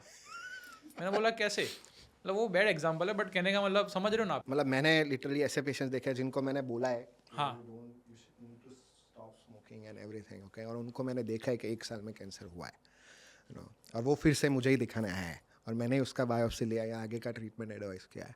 सो it's always habit. So that's the first thing we do. See उनको नहीं हो रहा है, प्रॉब्ली उनकी बॉडी और बहुत सारे फैक्टर्स जो शायद सस्टेन करवा रहे हैं, लेकिन उनको बहुत सारे और इश्यूज होंगे. प्रोबेबली उनका जो स्टेमिना है वो रिड्यूस होगा. स्मोकर्स की लंग कैपेसिटी बहुत कम होती है. Very true. Okay, आप जितना आप डीपली चाहते एक फ्लोर चढ़ने में उनका फिर हो जाता है. और यही एस्पेक्ट फिर ब्लड वेसल्स थिन्स होता है, cardiac issues, everything is associated. But there is another extreme as well, कि जो लोग स्मोकिंग भी करते हैं साथ में एक्सरसाइज भी करते हैं, and lot of people compare with them. Like suppose आप गिन लो कि शाहरुख खान है अपने बॉलीवुड में, मतलब चेन स्मोकर सबको पता है, सलमान भी चेन स्मोकर सबको पता है, बट वो लोग ऐसा बोलते हैं कि भाई इनको तो नहीं हो रहा. कुछ लोग ऐसा बोलते हैं कि भाई वो लोग तो ट्रीटमेंट कराते हैं जिसके में पूरा टार वार सब निकल जाता होगा. इज इट ट्रू कि ऐसी कोई ट्रीटमेंट होती है सही? सो प्रॉब्ली जो आप बोल रहे हो कि ऐसा कोई एस्पेक्ट जिसमें वो ये सब कर सकते हो, I don't think that's a possibility. See fit रहने के लिए they are taking very good diet. Okay, जैसे आप एनवायरमेंटल फैक्टर्स बोल रहे हैं ना, उनका जो फूड है वो बहुत ही अलग है, top notch, probably organic, costly तो अलग बात हो गई, but it's more of an authentic aspect जो शायद आप और मैं नहीं कंज्यूम कर पा रहे हैं. येस, फिजिकल फिटनेस उनका बहुत अच्छा है, they do take care of that, but I don't think there is something extraordinary which they are doing as a treatment which we are not aware of in the medical science, you know, कि कुछ extra lungs के लिए ऐसा कुछ treatment ले रहे हैं smoking. No, there is nothing. बस सिर्फ बोटॉक्स और वो सारी चीज़ें, वो कंप्लीटली अलग है, और डर्मेटोलॉजिस्ट को रेकमेंड करना पड़ता बोटॉक्स अभी बहुत चल रहा है, even in pain also they are trying to do Botox and है. पेन में Yep, so Botox is very helpful in chronic pain management, for even in migraines. Okay. So मैं last year headache conference attend कर रहा था US में, and वहाँ पे migraine के लिए they use Botox as a preventive cure. Preventive is like every 3 months you have to take botox for a period of 2 years. And still if you get a migraine attack, you get a headache, you need to take the pill, जो emergency pill कहते हैं हम. So we were discussing, there was one more Indian neurologist from India, he was very senior, and like we can't do this in India. We can't say कि 3 महीने बाद तुम्हें फिर से इंजेक्शन लेना पड़ेगा. Like क्या है भाई, मुझे तो लूट रहा है भाई ये तो. हाँ. और काफ़ी पेशेंट्स को मैं बोलता हूँ कि माइग्रेन के लिए मेडिसिन होती है, and I am treating and I am sir migraine की कोई दवाई नहीं होती सर, आप क्यों ऐसे ही बोल रहे हो खाली खाली, माइग्रेन की कोई दवाई नहीं होती. So it is there, you know. वहाँ पे लोग क्या करते हैं कि वो अपना एक दिन खराब नहीं करना चाहते हैं, because they work on the daily पे सिस्टम, यू नो. सो वहाँ पे एक दिन बिगड़ा यानी लॉस. हमारे यहाँ लोग 3-3, 4-4 दिन हेडेक से पड़े हुए हैं. Okay, they don't take medicine. जिसकी लेनी है उसकी लेनी पड़ेगी. आपको अगर मेडिसिन नहीं लेनी है तो आपको अपना प्रॉबेबली मेंटल लेवल इतना स्ट्रॉन्ग करना पड़ेगा कि आपको कोई चीज़ अफेक्ट ना करे. कोई भी चीज़, किसी का कम्युनिकेशन, जो भी XYZ. अपने डेविड गोगिंस तो है नहीं कहने का मतलब कि भाई कर पाएंगे. So definitely that's a very tough thing which we can't do nicely. Because mostly मेरे पास एक स्टैट वो भी है कि recent study shows that migraine is 2x more common in TMD patients. Yes. And 80 हाँ ओके मतलब वही है TMD पेशेंट्स. यार बहुत अच्छा रिसर्च किया है आपने. छोटा मोटा हाँ, research that's a very nice thing. हाँ. So recently there is an article जिसमें लिखा हुआ है कि headache associated temporomandibular joint disorders होता है. So it's a loop. जैसे TMJ पेन हुआ मुझे यहाँ पे जो और मसल में पेन हुआ, that will trigger my headache. अच्छा. That will trigger my migraines, you know. And again my migraine can trigger my TMJ pain. अच्छा मतलब ये cycle. Yeah, that's a cycle. So we treat both of them. That's why this speciality is there. Okay, we also take care of headaches. Okay, and we also take care of the TMJ pain. So मुझे क्या करना रहेगा कि मुझे उसका TMJ pen कम करना पड़ेगा ताकि उसका माइग्रेन अटैक ना आए, और मुझे उसका माइग्रेन कंट्रोल करना पड़ेगा ताकि उसको TMJ पेन भी ना हो. Okay. And that's why this things comes up, and I'm really glad you came up with this research. I'm really surprised. Yes thank you. Mostly migraines होते हैं, उनका मेन कॉज क्या होता है, रीजन क्यों होता है कि भाई माइग्रेन्स होने. So it's a neurovascular thing. हम ऐसे बोलते हैं कि ब्रेन में जो वेसल्स होते हैं उस पर ब्लड सप्लाई रिलेटेड एस्पेक्ट पे वर्क किया जाता है माइग्रेन्स में. सो उसके ट्रिगर्स होता है. It's trigger is like improper sleep, जिसका स्लीप शेड्यूल सही नहीं है. लाइट्स, काफ़ी बहुत ज़्यादा लाइट्स होना, तो they feel it's a trigger and it will lead to a severe headache. बहुत साउंड्स हो गया, बहुत ज़ोरदार sounds. Stress definitely is one of the trigger. Okay, so caffeine, coffee. Okay, so it's preferred कि आप रात को 7 बजे के बाद कॉफ़ी मत पियो, because coffee can trigger your migraine attack. So how it works कि ये सब triggers आपके brain के vessels पे ज़्यादा काम करते हैं, उनको dilate करते हैं. Okay, which will probably lead to a severe amount of throbbing pain. ऐसा फील होगा कि कोई हथौड़ी मार रहा है, टाप टाप टाप टाप करके. एंड उसके रिलेटेड ऑरा सिम्टम्स होता है, जैसे डिजीनेस लगना, मतलब विजन क्लियर नहीं होगा, कुछ बहुत सारे इमेजेस दिखेंगे, साउंड इरिटेशंस फील होगा, and you will feel like a dark, कि मुझे ऐसे डार्क में रहना है, मैं सो जाऊँ, लाइट्स एकदम बंद कर दूँ. सो दिस इज हाउ द वो सारे एस्पेक्ट ऑफ सिम्टम्स है बेसिकली. तब जाके आपको पता चलेगा कुछ हो सकता है, डॉक्टर को आप रेकमेंड मतलब जाओ बताने के. जाओ. जैसे साथ साथ में नोजिया, वॉमिटिंग, उपके भी आना, वॉमिटिंग भी आना. और जैसे आपने बोला माइग्रेन, TMD, सो काफ़ी टाइम माइग्रेन का पेन आपको जॉ में भी देगा. You will feel pain over this aspect and this aspect, you know. And कान में भी इरिटेशन होना. सो माइग्रेन के पेशेंट्स ENT के पास भी जाएंगे, डेंटिस्ट के पास भी जाएंगे, यू नो, मैनी टाइम्स, क्योंकि टीथ पेन भी देता है. Okay, it happens, you know. So हमेशा जो हम एडुकेट करते हैं जब भी किसी भी कॉन्फ्रेंसेस में या लेक्चर्स में, सो जो भी डेंटिस्ट होते हैं उनका एक फोकस ये होना चाहिए कि if there is no cavity, मतलब दांत में सड़न नहीं है, यानी दांत के आसपास ऐसी कोई चीज़ नहीं है जो कॉज हो सकती है पेन का, तो you should think of other things. Okay. And other things comes as muscle, joint, headaches, everything which we take care of it. मतलब डेंटिस्ट को भी इतना पता नहीं है, आप एजुकेट कर रहे हो कि भाई लोगों को भी पता चले. Yes, this is the thing, you तो ये नो. तो कोर्स करिकुलम में होना चाहिए ना यार. सो होता है, बट बहुत कम, इतना ज़्यादा नहीं हो रहा है. And we are trying with the help of certain organisations कि हम डेंटल काउंसिल ऑफ इंडिया को अप्रोच करें और ये एक स्पेशलिटी वाला भी इंक्लूड करें. जैसे हमें सब स्पेशलिटी सिखाई जाती है. आपने सुना हो जैसे विजडम टूथ हो गया ना, तो उसके भी स्पेशलिस्ट होता है. ओके, फिर दांत के अंदर रूट कैनाल हो गया, उसके भी स्पेशलिस्ट होता है. This is also one of the speciality, you know. So we are trying to incorporate that into the field. But mostly बहुत पीपल सफर नहीं करते, उसके वजह से वो थोड़ा ऐसे नीश में ही रह गया कि भाई ठीक है सो कि भाई, वही हाँ अभी बढ़ रहा है, you know, just as you read the stats, okay, it's हाँ, it's increasing. growing. Yes, definitely. And probably अगर मैं कोई ओल्ड डेंटिस्ट को पूछूं ना around 2004 and 5 that how many TMJ cases you were seeing, they were like hardly one a any. month. Okay, now I myself I'm seeing almost 10 to 12 patients a day. 10 to 12 12 patients a day. patients of exactly this type of pains, that is In TMJ Ahmedabad, तो in फिर Ahmedabad. Mumbai, Delhi और वो सब में तो और ज़्यादा होता होगा. Very high. ओके. एंड जैसे हमने डिस्कस किया कि अवेयरनेस कम है, जैसे डेंटिस्ट भी अभी अवेयर हो रहे हैं, so that's a good thing. जैसे जैसे पता चलेगा लोगों को, probably we'll can control it at the initial stage, you know. Okay. So ज़्यादा रेफरल्स कम हो जाएंगे, मतलब पेशेंट को डेडिकेटेड केयर मिलेगा और हम एक्यूट से क्रोनिक होने में प्रिवेंट करेंगे. नहीं, ऑफ कोर्स. तो मोस्टली जिनको हेडेक्स हो रहे हैं और जिनको बहुत ऑफन हो रहे हैं कि जैसे महीने में 2-3 बार हेडेक्स हो रहे हैं या उससे भी ज़्यादा, तो लोग डॉक्टर को नहीं बताते कि भाई मतलब बहुत सर्टन टाइम में एक दिन हुआ, फिर 10 दिन के बाद हुआ, तो भाई छोटा मोटा काम से रिलेटेड होगा, इससे रिलेटेड होगा, तो सो जाते हैं फिर, और फिर ठीक भी हो जाता है. Yes. So see what I always say, मैं हमेशा क्या मानता हूँ कि आप ट्रैक करो, जैसे आपको हेडेक हुआ, so what led to it, how was your previous day. वो कॉज में तो जाते नहीं लोग, मतलब हेडेक हुआ और वो लेते ठीक है, हो गया अभी, ठीक हो गया, खत्म. So that's where it comes from. मतलब I always try to go to the cause कि क्यों हुआ. That's why I work on the etiology कि क्या कारण से हुआ. What led to this thing? Yeah. So काफ़ी टाइम ऐसा होता है कि अगर 2 दिन पहले मेरा बहुत हैवी वर्क शेड्यूल था, so it's probably कि आज मॉर्निंग मुझे दर्द हो सकता है. स्लीप के हिसाब से माइग्रेन्स और उसमें भी इश्यू होते हैं. Yes. So मतलब एक और डिफरेंशियल डायग्नोसिस, यानी एक और सिमिलर कंडीशंस काफ़ी टाइम हम ऐसा बोल सकते हैं.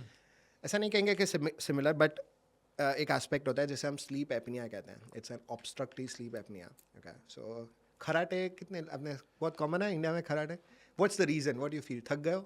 थकान तो नहीं, पर मोस्टली ओवरवेट भी हो सकता है एक रीज़न, और दूसरा है कि आप एक्सरसाइज नहीं कर रहे हो. अब पढ़ के आए हो. नहीं, क्योंकि मेरे जितने भी मेरे ऑस्ट्रेलिया में मेरे ज़्यादा रूममेट्स थे, तो वो भी कराटे मारता था, तो मेरे को पता था कि भाई तेरा रीज़न क्या है. घर पे भी मारते डैडी, तो मेरे को वो भी पता है कि इनका रीज़न क्या है, तो उस हिसाब से आइडिया है.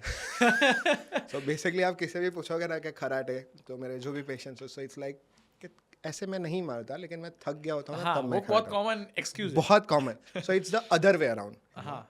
बिकॉज ऑफ दिस कंडीशन जो ऑब्स्ट्रक्टिव स्लीप एपनिया है, उसमें क्या होता है कि हमें प्रॉपर ऑक्सीजन नहीं मिलता है रात को. ओके. नोजल ब्रीदिंग, हम नाक से प्रॉपर सांस नहीं ले पाते, तो we breathe through our mouth. Okay. So उसकी वजह से खराटे आते हैं. उसकी वजह से. Yup, your mouth breathing. अच्छा. आपका माउथ ब्रीदिंग जब होता है, तो जो एयर है वो पैलेट पे टच होता है और वो साउंड क्रिएट करता है. Okay. That's one of the characteristic aspect जिसे हम स्नोरिंग कहते हैं. अच्छा. सो उसमें क्या होता है कि हमारी बॉडी को प्रॉपर ऑक्सीजन नहीं मिलता है नाइट टाइम. हम भले 10 घंटे सोए, लेकिन हम थका हुआ ही महसूस करते हैं, और फिर हम बगासे ले रहे होते हैं. एंड समहाउ वी फील कि यार मैं टायर्ड हूँ ना, इसीलिए मैं खराटे ले रहा हूँ. But it's the other way around. What you described are the characteristic causes, overweight और सब होना. But nobody except this condition. So improper sleep भी हो गया ना एक लेवल पे, so that also can trigger your headaches, you know. That can also trigger your migraines to a certain extent. So we deal with that too. Okay. So snoring पे आप मेरे को कुछ छोटी सी टिप दे दो कि भाई कैसे इंप्रूव कर सकते हैं. Weight loss the first thing. Okay. और second, Anulom Vilom. Okay. And probably the Om uchchar, have you tried that? Nasal breathe and release to yoga में मैं करता था मोस्टली. एक फॉलो अलोंग योगा का मैं वीडियो देखता था 20 मिनट्स 30 मिनट्स, उसमें ये सारी चीज़ करवाते थे. बस वही है, हम सिर्फ उसी टाइम करते हैं. हाँ. उसके बाद जैसे वो आपका फिजियोथेरेपी प्रिवेंटिव था,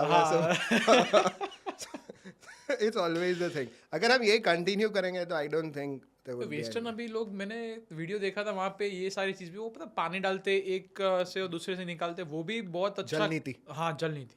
the finest thing to do, you know. आपका नेजल पैसेज बहुत क्लियर रहेगा.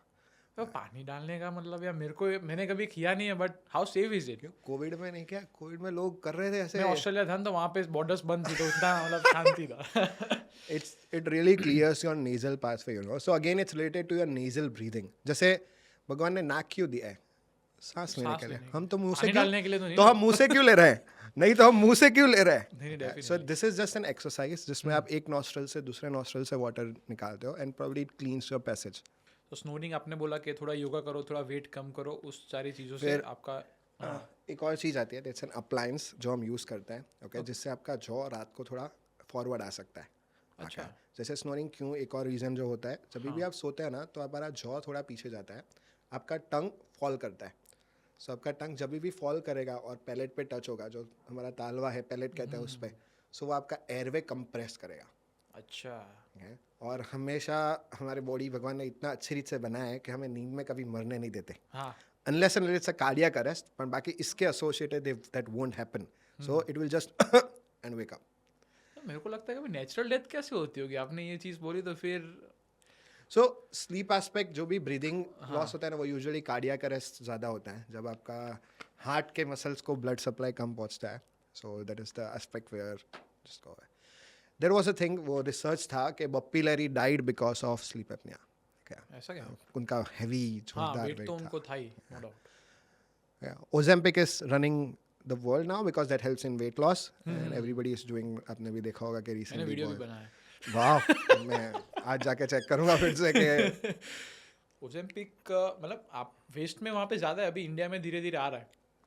so basically it was a drug for, as you have done a video and कि वो डायबिटीज कंट्रोल पे ज़्यादा था, but वो एक कहते हैं ना कि हम ढूंढने कुछ गए और कुछ कुछ और में मिल गया और ले लिया। so ले लिया, और यहाँ पे कॉमन पब्लिक तक आने में शायद अभी और टाइम लगे, बट टॉप 1% जो ऑलरेडी है, जिनको सब अफोर्ड कर सकते हैं, वो लोग ये यूज़ They कर ही started रहे हैं। it. पर मेरे को क्या लगता है पता है, अब वहाँ पे क्या पर कैपिटा इनकम आप देखोगे, मोस्टली कुछ जो खराब से खराब कमा रहे वो 60-70 के कमा रहे, और अच्छे से अच्छे आप मिलियंस में जाओ, तो मतलब इतना डिफरेंस है। लाइफ तो आप जियोगे 140, 150 या 200 मैक्स, $200,000 आप कमा रहे हो, उससे अच्छी तो आप लाइफ कुछ जी नहीं सकते।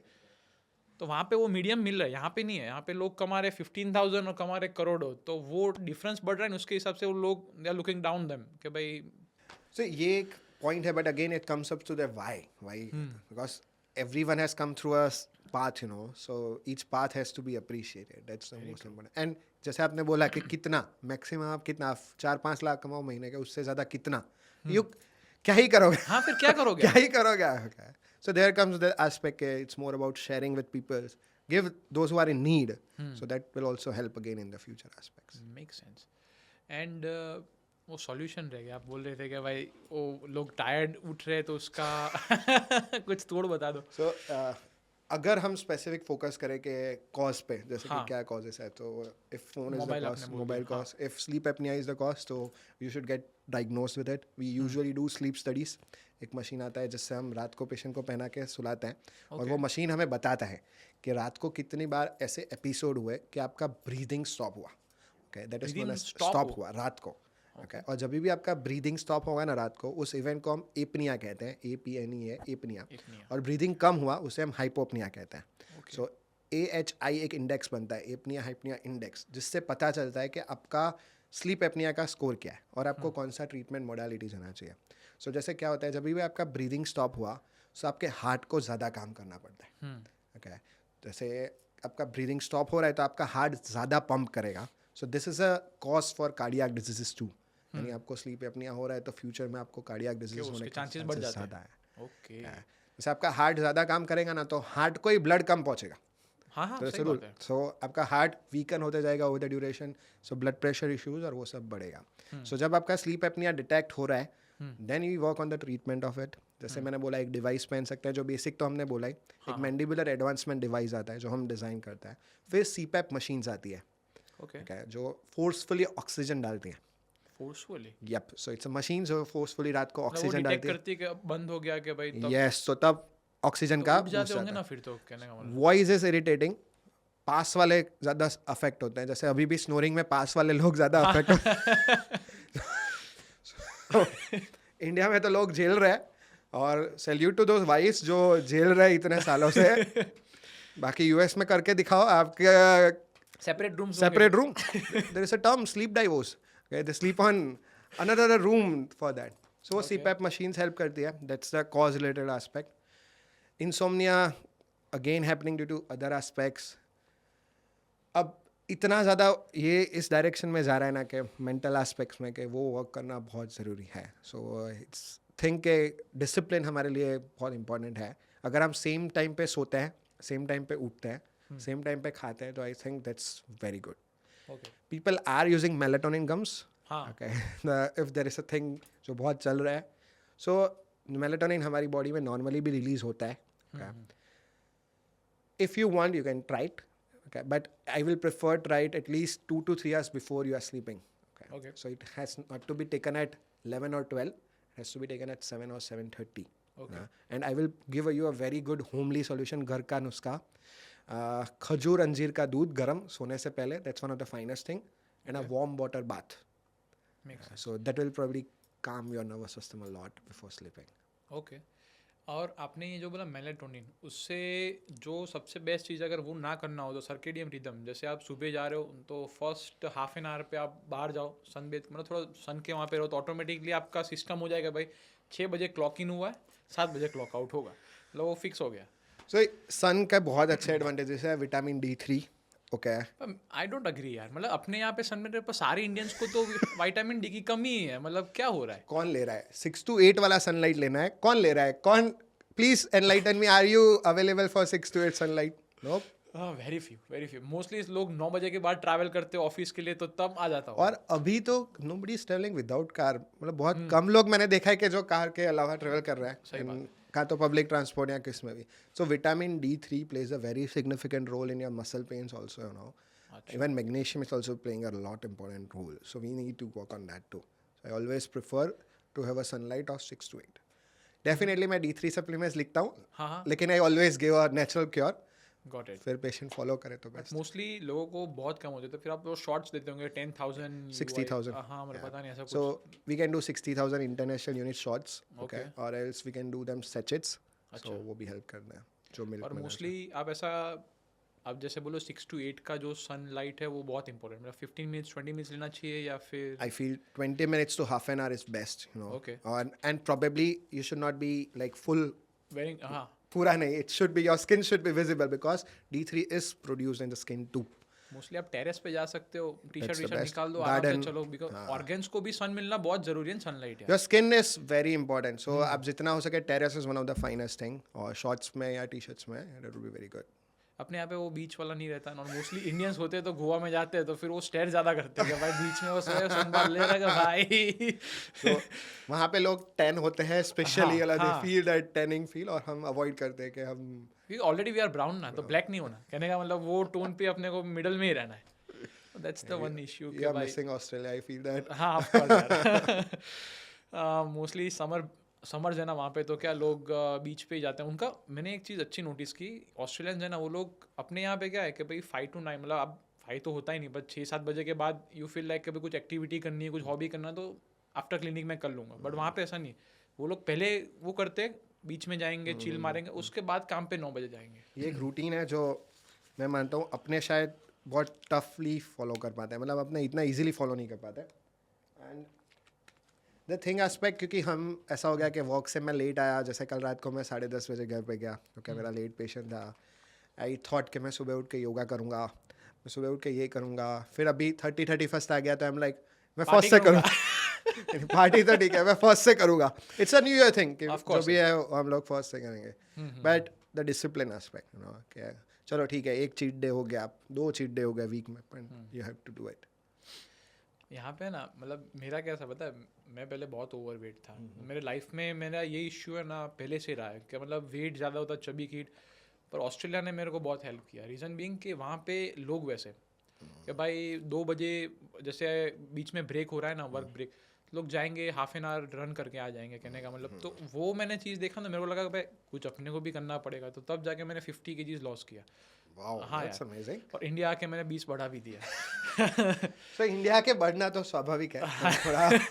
वो तो स्वीट एस्पेक्ट और जो अपना क्योंकि फूड मेरे है को वो. स्वीट टूथ बहुत है, सच में बहुत स्वीट खाता हूँ. मेरे को आफ्टर लंच जैसा है ना, मतलब मैं झगड़ा कर देता हूँ मेरी वाइफ के साथ कि मेरे को कुछ तो दे, पर कुछ तो चाहिए मेरे को. तो ये एक फैक्टर है. जैसे if we are having a sweet tooth, तो डेंटल एस्पेक्ट पे अगर हम बात करने जाए तो at least try to brush after having very sweets और at night. So it will definitely help कि आपको सडन कम हो गया और आपको डेंटिस्ट. पर उससे मेरे को एक चीज़ याद आई यार, ठंडी चीज़ जो मैं पीता हूँ ना तो सेंसिटिविटी रहती है, पहले नहीं रहती थी. और ये चीज़ बहुत कॉमन है. सेंसिटिव मतलब अब जो डॉक्टर्स रेकमेंड करते हैं वो टूथपेस्ट भी लेके कोई मतलब नहीं है कहना. सो यूजुअली जो सडन सेंसिटिविटी इज एस्पेक्ट जो बहुत सारे वजह से होता है. सो आपके दांत के ऊपर 3 लेयर्स होते हैं, मतलब 2 layers, enamel and dentin, Okay. और अंदर एक पल्प करके जो मेन्स नसें होती है जिसकी वजह से हमें सेंसेशन ज़्यादा महसूस होता है. Okay. सो इनेमल जब घिसता है, ऊपर का लेयर जब थिन आउट होता है, आपका डेंटिन जो अंडरलाइंग स्ट्रक्चर है वो एक्सपोज होता है, तो आप कुछ भी ठंडा खाओगे या ठंडा पियोगे तो वो झंझनाहट वाला पेन देगा या वो देगा. सो ऐसा क्यों हो रहा है? कहाँ तो आप बहुत जोर जोर से प्रेस कर रहे हो, okay? उससे भी आपका जो इनेमल है वो घिसता है. सेकेंड, ब्रक्सिज्म, अगेन जो हमारा एस्पेक्ट का टॉपिक है. अननोइंगली रात को we are clenching our teeth. Okay. So ऊपर का, यस, सबकॉन्शियसली. सो ऊपर का लेयर घिस रहा है. Okay, now this bruxism is also leading to your muscle pain and your TMJ pain and everything. That is also one of the cause. Got it.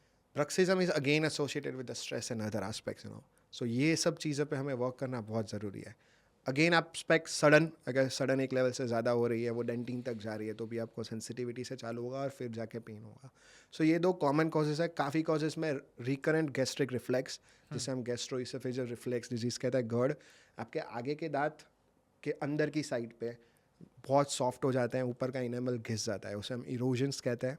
उसकी वजह से भी सेंसिटिविटी होती है. So try to work on the cause, मतलब मैं हमेशा यही ट्राई करूँगा कि we need to work on the cause. Brushing twice a day, is it sufficient या फिर और कुछ भी करना चाहिए? Flossing it's good. Flosser definitely if you are comfortable, see flossing करना ही चाहिए, नहीं तो डेंटिस्ट मुझे बोलेंगे कि भाई तू जाके क्या बोल रहा है. सो आई डोंट नो कितने लोग करते होंगे, मैं नहीं करता हूँ flossing. I am very open to it. हाँ, मैं ब्रश भी एक बार करता हूँ. So हम सलाह देते हैं. नहीं, मैं नहीं बोलता 2 बार, क्योंकि मैं करता ही नहीं होता. I don't give that. मैं नहीं बोलूँगा कि वो करने के लिए. वाटर फ्लॉसर एक अच्छा है. Okay. Just do water flossing. जो एक और आता है फ्लॉस, जो यूज़ करना चाहिए 2 दांतों के बीच में. If you are comfortable and you are train, नहीं तो आप किसी डेंटिस्ट के पास जाके ट्रेन होकर वो कैसे यूज़ करना है. नहीं तो वो क्या करता है, गम्स पे अड़ा देता है, और गम्स में से ब्लीड होता है, और वो पेन चालू हो जाता है. सो हमें कुछ भी करने से पेन होगा ना, मैं दूसरी बार वो चीज़ नहीं करूँगा. दैट्स द ह्यूमन, नेगेटिव वो रजिस्टर हो जाता है ब्रेन में कि भाई ये ट्रिगर कर रहा है या ये कर रहा है, तो we won't do that. So get a train. Floss करना चाहिए, वो 2 दांतों के बीच की सडन डेफिनेटली हटाएगा. सो वाटर फ्लॉसर करो यूज़, और else you use the normal floss. Got it. Electric brush use करते हो या अभी भी ओल्ड स्कूल? मैं तो old school. Brushing technique what matters, the brushing technique. Basically Yep, the circular or the 45-degree thing. आप थोड़ा सा एंगल पे रख के ब्रश करो. Don't do it this. That's not a. वो कार्टून्स में पहले स्टार्टिंग में बच्चे थे तब दिखाते थे ये तो तब से रजिस्टर हो जाए दिमाग में. बट मेक सेंस है, बराबर है. इलेक्ट्रिक टूथब्रश में मैंने एक चीज़ नोटिस किया कि छोटा सा आता है, इतना सा. तो वहाँ पे ना सिर्फ छोटी सी आप टूथपेस्ट लेते हो और इतनी सफिशिएंट होती है. अपने पहले से वो मार्केटिंग गिमिंग ऐसा था ना कि भाई थोड़ा बड़ी सी करके जिसके हिसाब से लोग ज़्यादा टूथपेस्ट यूज़ करें और टर्नओवर बढ़े उसका, और कुछ नहीं. ये डेफिनेटली बहुत बड़ा मार्केट है जो कोलगेट ने बहुत अच्छे रीत अच्छे से कैप्चर किया है. और अब लाइक ऐसा हो गया है कि हर एक पर्सन की अलग टूथपेस्ट. हाँ, nobody likes to share that, क्योंकि किसी को क्लोजअप भी पसंद है, किसी को सेंसिटिव वाली पसंद है. 100%. It's a very huge market aspect. And P size is important, I feel. जैसा आपने पहले बोला कि जो इलेक्ट्रिक टूथब्रश पे होता है, P size is really good. उससे ज़्यादा आई डोंट थिंक दैट्स रिक्वायर्ड. मैंने एक और चीज़ नोटिस किया कि डेंटिस्ट को जो रिस्पेक्ट मिलनी चाहिए ना डॉक्टर्स के लेवल पे, वो नहीं मिलती. मतलब थोड़ा वो सैड पार्ट है. So see, it's about what I feel. It's how you present yourself. Yes, my background dentistry, and I'm very proud of it. 100%. I treat a lot of medical conditions. Okay, I'm a distinct specialist now. I'm a TMJ and orofacial pain specialist. So it's not about asking every time. Just show it. But have you noticed that kind of things in India? This is obvious. Yes. This is obvious because काफ़ी time ऐसा हुआ है, मैंने देखा भी हुआ है कि डेंटिस्ट को सब पेशेंट्स हिस्ट्री नहीं देते. उनको ऐसा है कि मेरी कार्डियक कंडीशन से दांत का क्या लेना देना. But it's very well related. अगर आपका ब्लड प्रेशर हाई है और आपने डेंटिस्ट को नहीं बताया और आपने दांत निकलाया है, so your bleeding doesn't stops many time. So आप क्या बोलोगे, उसने दांत निकाला ना, उसके बाद ही सब कुछ हुआ. काफ़ी लोग तो ऐसा बोलते हैं बीपी तो मुझे था ही नहीं दांत निकालने के बाद हुआ है. अरे इट्स जैसे कैंसर का भी बहुत ये है कि एवरीबडी थिंक्स कि कैंसर दांत निकालने के बाद होता है. ऐसा नहीं होता है. आपको दांत निकाला, क्यों निकाला, आपने बोला होगा, डेंटिस्ट नहीं निकालेगा. आपका दांत हिल रहा है, आसपास छाला है, नहीं मुझे तो कुछ है ही नहीं, मुझे तो हैबिट भी नहीं है, और क्लियरली दिख रहा है कि आपके दांतों पे स्टेन है. एंड फिर भी you are avoiding it, so that's not a good thing. Okay. और ऐसे कुछ और मिथ्स है आपके पास के जो लोगों को मतलब अपने बस कर सकते हैं यहाँ पे? बहुत सारे ऐसे मिथ्स कह सकते हैं, जैसे ऊपर की दांत निकालने से, अक्कल की दांत निकालने से आँख की रोशनी जा सकती है. सो काफ़ी लोग नहीं निकलाते हैं ऊपर की अक्कल की दांत. सो इसकी थियरीज है बैकग्राउंड. जैसे पहले डायबिटीज़ इतना डिटेक्टिव फेज में नहीं था, अराउंड 1970s और 80s में. सो पता नहीं था लोगों को डायबिटीज़ है नहीं, और समहाउ डायबिटीज़ अनकंट्रोल रहा हो, यानी अनकंट्रोल इज 300-400 के आसपास, एंड एक्सट्रैक्ट करवाया हो, टूथ निकला है, और फिर इन्फेक्शन होगा आसपास, और फिर वो आँख तक गया हो, और फिर ऐसा हुआ.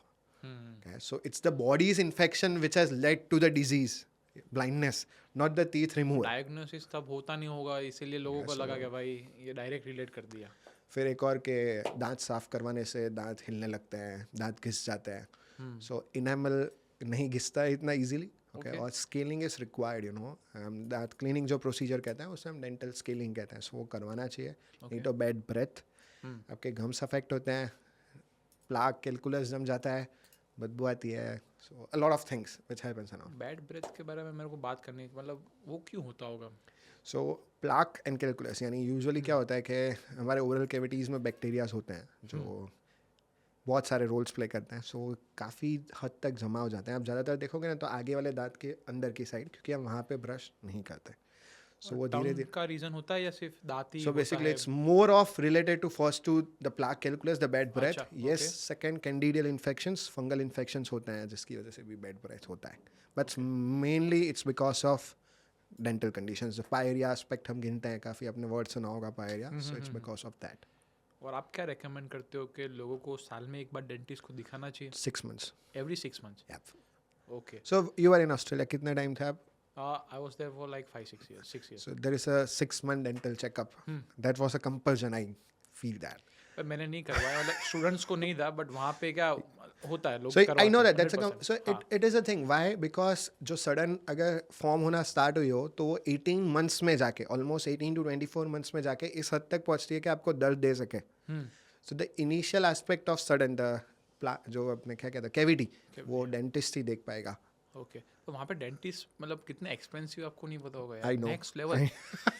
आई डॉक्टर्स को बताना और डेंटिस्ट को बताना, मतलब कि भाई आप लंबा बिल है उतना रखने का दिमाग So में. again the per capita income. हाँ, of course, of course, of course. You know. और वो इंश्योरेंस में कवर्ड नहीं होता, डेंटल और वो सारी चीज में, मतलब भाई डाल दो ना यार. दे कवर स्केलिंग कुछ हाँ. हद तक. सी बट स्टिल वहाँ पे जो इंश्योरेंस है तो भी है. यहाँ पे तो कुछ भी नहीं, यू नो. यहाँ पे dental insurance is not that much. मतलब शायद एक आध कंपनीज कुछ करती हो तो बाकी तो नहीं. ओके. सो वो एक एडवांटेज है, यू नो, कि वहाँ पे एक सिस्टम है कि you have to get your teeth checked every 6 months. So बहुत बेसिक एस्पेक्ट पे ये जाता है कि वही सडन को आप पहले रोक लो. ओके. सो आपके एक्सपेंसेस भी कम हो जाएंगे. जैसे नॉर्मल फिलिंग आप कराओ इनिशियली तो इट वुड कॉस्ट लेस, लेकिन फिर आप रूट कैनाल कराओ, फिर उसके ऊपर प्रोस्थेसिस कैप कराओ, it will cost more. And that's why people fear going to a dentist. यार ये हो जाएगा, इतना कॉस्ट, ये XYZ. वो दांत आड़े टेढ़े क्यों आते हैं यार? So again there is a lot of thing. Hereditary first common एक वो एस्पेक्ट. फिर अभी जो मैं चेंजेस देख रहा हूँ काफ़ी because of the breathing aspect too. बच्चे बहुत ज़्यादा माउथ ब्रीदर्स हैं. सो उसमें रीजंस डिफरेंट है थोड़े. उनके टॉन्सिल्स और एडिनॉइड्स काफ़ी हद तक बड़े होते हैं काफ़ी टाइम, जो रिग्रेस होने चाहिए वो नहीं होते. तो अगेन ओरल ब्रीदिंग होता है उसकी वजह से. फिर हैबिट्स, टंग थ्रस्टिंग, बच्चे टंग थ्रस्टिंग हैबिट कंटिन्यू करते हैं. थंब सकिंग हैबिट्स वो कंटिन्यू होती है. ट्रॉमास, बच्चे बहुत गिरते हैं, आगे के दांत पे कुछ लगा, that can affect all those okay. Aspects. तो मोस्टली अपने अभी टीनेजर्स में जाए तो वो लोग कौन सी प्रॉब्लम्स फेस कर रहे हैं? So past 7 days में आप मानोगे, I've seen almost 10 teenagers having TMJ issues. Okay, and the reason being that is probably chewing gums, eating habits a lot. Chewing gums? They are prone into that. They are Okay. But constantly chewing. constantly Okay. chew करना. Again, the muscle is made for different purpose and you are using it for something else. पर लोग बोलते हैं ना उससे आपका jaw line और थोड़ा डिफाइन होता है, क्या सच है कि? It's not a jawline, it's a masseter muscle. ये फूलता भी है. Okay, आप इसको ओवर यूज करोगे ना, so it will become like this. So आप देखना काफी लोगों का स्क्वायर शेप फेज होता है. So उनको ये मसल का हाइपरट्रोफी है. It's masseter hypertrophy. जिम में कैसे हमारे बाइसेप्स बनते हैं, same is with this muscle. Okay. And people are doing a lot of face yogas and everything, but you need to remember that you don't need to overstretch it. मतलब face yoga. There is a terminology and I think they are doing it. और अभी एक patient था, उसने ऐसा बोला कि मुझे योगा में बहुत जोर जोर से हंसाया, जीभ बाहर निकाल के मुंह खोल के बहुत जोर से, and she complaint of TMJ pain since 2 months. So there is a thing which I don't know why people are doing it. ये मैंने पहली बार उनसे सुना कि ऐसा होता है, आपको इतना जोर जोर से मुंह खोल के जीभ बाहर निकलाई और ये करवाया कि हाँ. So that should be stopped and that should be like ban तो नहीं कह सकते because we can't legally do anything, but it's more spread awareness spread regarding awareness it, तो कि ये लोग नहीं उनमें करना चाहिए. precautionary measures ले सके. The reason about this is always के prevention स्टेज में अगर मेरे पास आना है ना, तो मेरे पास बहुत ऑप्शंस हैं और वो फॉलो करे तो हमें आगे जाना ही नहीं पड़ेगा. लेकिन जब डिजीज हुआ है तो आपको इतना एक्सेप्टेंस रखना पड़ेगा कि अब मुझे ट्रीटमेंट लेना पड़ेगा. सो जैसे हमारे ही केसेस में ऐसा बहुत होता है कि अगर पेशेंट मुझे ऐसा पूछता है कि सर क्या अगर मैं अभी ट्रीटमेंट ना करूँ तो, जैसे जो डिस्क है वो अपनी जगह से आगे आ गई और पेशेंट का सर्जरी होती है या फिर मेडिसिन से ट्रीट होता है, कैसे होता है? It's kind of Midway between, not extreme surgery जिसमें हम पेशेंट को एडमिट करते हैं, ऐसा कुछ नहीं है. सर्जरीज मेरे को पता तब तक TMJ में बहुत कम. Yes, it's very rarely to do a major aspect. So हम यूजुअली जो ट्रीटमेंट करते हैं उसे हम जॉइंट लवाज कहते हैं, आर्थ्रोसेंटेसिस करके. लाइक वो लोकल एनेस्थेशिया में हमारे क्लिनिक पे होता है, हमें उसमें पेशेंट को एडमिट नहीं करना पड़ता. सो जो बहुत कॉमन कंडीशंस आजकल मैं देख रहा हूँ, दैट इज डिस्क डिस्प्लेसमेंट. जो जॉइंट के ऊपर जो डिस्क होती है वो अपनी जगह से आगे आ जाती है. सो व्हाट हैपेंस, जब भी आप मुंह खोलने की कोशिश करते हो तो डिस्क कहीं पे अटकती है, कट आवाज आता है और मुंह खुलता है, and then it close back and cut आवाज आता है और मुंह बंद होता है. सो प्रॉब्लम्स कब डेवलप होती है, जब डिस्क आगे की आगे ही रहती है, अब मुंह खोलने की कोशिश करो, मुंह खुल ही नहीं रहा है. So that's the lock which has happened. So that we consider to be a similar condition. कोई भी गाड़ी का इंजन गिन लो, जाम हो गया, so we do oiling. So that's the lavage we do in the joint. It's not a surgery, okay? It's a minimally invasive thing. Normal local anesthesia. Sorry, आपको थोड़ा अजीब लगेगा. हाँ. But it's an anesthesia. हम यहाँ से एक anesthesia देते हैं, joint को anesthetize करते हैं. बाहर से ही 2 needles डालते हैं joint space में. Okay. एक से flush करते हैं. We use normal saline with a pressure. और दूसरे से वो flush out होता है. अच्छा. Okay? So disc free होता है थोड़ा. हम joint को थोड़ा move करवाते हैं. Probability your disc will start functioning back to normal. Okay. This we are doing routinely since many years. Okay? Chiropractor जैसे तो नहीं? नहीं. That's a very nice point you bring up. Don't do that. Okay? This joint is not to be stretched. Okay. क्योंकि जो disc के पीछे का जो स्ट्रक्चर है ना, वो इलास्टिक बैंड्स है. क्या होगा आप इलास्टिक को खींचोगे तो इट विल रिमेन फॉरवर्ड. सो जो अब you know it's very going cut. You should not. Chiropractors and even I think physiotherapist ma'am will agree with me that this is not a good aspect. A certain thing कि हमें ज़्यादा ligaments को तैयार नहीं करना है. देखो है ना, इंस्टा पे और यूट्यूब पे आप देखोगे ना, तो च्युइंग गम एक वो चीज़ होती है कि वो सारे जेनजीज देखते हैं कि मेरे को जॉ लाइन चाहिए कि ऐसे एकदम जोरदार वाली, तो क्या करो तो कि च्युइंग गम खाओ, तो इसके हिसाब से आपको थोड़ा प्रॉपर मिलेगा. वाह. It's a very थिंग के जो हमें अवॉइड करना चाहिए. और लोग ऐसा बोलते हैं कि टंग की मूवमेंट, आपकी दांत की कैसे आप प्लेस कर रहे हो, तो वो भी बहुत फैक्टर होता है कि जो आपका लुक ओवरऑल अच्छा होता है, एनहांस होता है. सो लुक एनहांस से ज़्यादा कंसिडरिंग टंग पोजीशन, आइडियली हमारा जो नॉर्मल जॉ है, हमारे टीथ थोड़े से सेपरेट रहने चाहिए. ओके. हमारे दांत जब भी हम नॉर्मली हैं तो it should not be touching each other. So अगर आपके रह रहे हैं, so it's your muscle are hyper functioning, so you can just keep a tongue at the back of your front teeth. Okay. तो थोड़ा सा स्पेस है. Okay. So this is a very nice tip जो हमें करना चाहिए. जैसे काफ़ी लोग हैं ना, दिन को काम करते करते it's like like this, and later on they complain of spasm or early morning pains and everything. So ये एक important aspect है. और टीथ की मूवमेंट, जैसे मेरे जैसे लोग होते तो थोड़े ऐसे मैं आगे रखता हूँ, ऐसे रखना चाहिए या फिर So why you keep forward? पता नहीं, पहले से मेरा ऐसा ही है. देखो ये जो डाला थोड़े आगे रहते और ये थोड़ा पीछे रहता है. I don't know why. It's a comfort many times, you know, कि your jaw feel this is your rest position. So the best thing is थोड़ा सा separate रहना चाहिए. That is the one of the finest aspect. It should be a bit separate rather than like this. ऐसा touch भी नहीं होना चाहिए, वो थोड़ा. Yes, थोड़ा सा बहुत ही. That's the ideal way. और टंग भी आगे से वो थोड़ी पीछे आप मतलब जो आगे के दांत है ना, उसके पीछे टंग रख सकते हो आप, तो वो स्पेस मेंटेन रहेगा. Got it. So that's an aspect जो हमारे मसल्स को थोड़ा हेल्प कर सकता है. Okay. That's the ideal rest position. Got it. और आप कुछ प्रिवेंशन की ऐसे कुछ आप बोल सकते हो कि जिसके हिसाब से लोगों को पता चलेगा भाई ये सारी चीज़ें जिससे आपको कम देखे, कहने का मतलब? Definitely I will love that, many time मुझे ऐसा, मैं हमेशा मेरे पेशेंट्स को ये बोलता हूँ कि हाँ, you can come to meet me again, but try that you don't come with the same complaint or with the other complaint. So बहुत basic जो हम start करेंगे, it's like whenever we are yawning, just try to keep like a hand below, so ये jaw को ज़्यादा stretch नहीं करेगा. मेरा तो पूरा खुल जा। जो हुआ था वो एपिसोड फिर से नहीं होना चाहिए, so you need to remember that. Make sense. Okay, फिर second. don't eat an entire apple और burger जो हमने already discuss किया, cut them and eat it. Okay? क्यों दिखाना है कि मेरा मुंह कितना खुल रहा है? Okay, that's not needed. Okay, Okay? मसाले जो खाते हैं ना, जो वो लोग 135 आपने बोला, वो लोग सब लोग ऐसे सबको दिखाते हैं, जो मारू तो मोड़ू खुले से, देख मेरा तो मुंह खुल रहा है, तू खा रहा है लेकिन तेरा बंद हो गया, लेकिन मेरा खुल रहा है. वो लोग है ना कंपेयर करते हैं कि भाई तेरी कितनी उंगली जा रही है, तो क्या मेरी 3 जा रही है, मेरी तो सिर्फ 2 ही जा रही है, Yeah. मतलब मेरी 4 जा रही है, देखो। सो वो कंडीशंस ओरल सबम्यूकस फाइब्रोसिस करके एक ग्रुप आता है, सो Okay. उसका भी ट्रीटमेंट्स होता है, वो अलग एस्पेक्ट है. फिर अगेन प्रिवेंटिव एस्पेक्ट पे देखने जाए, च्युइंगम्स आई विल प्रेफर कि अवॉइड करनी चाहिए, या if you want probably 1 a day, और ऐसा भी नहीं है कि उसको भी बहुत ऐसे चबा करें हम कॉन्स्टेंटली उसको ओवर ब्रीदिंग यूज के लिए करें. अच्छा बैड ब्रेथ होती है, तो आपको क्या च्युइंगम ही लोगे ना फिर So आप? treat the bad breath. अच्छा। That's the focus.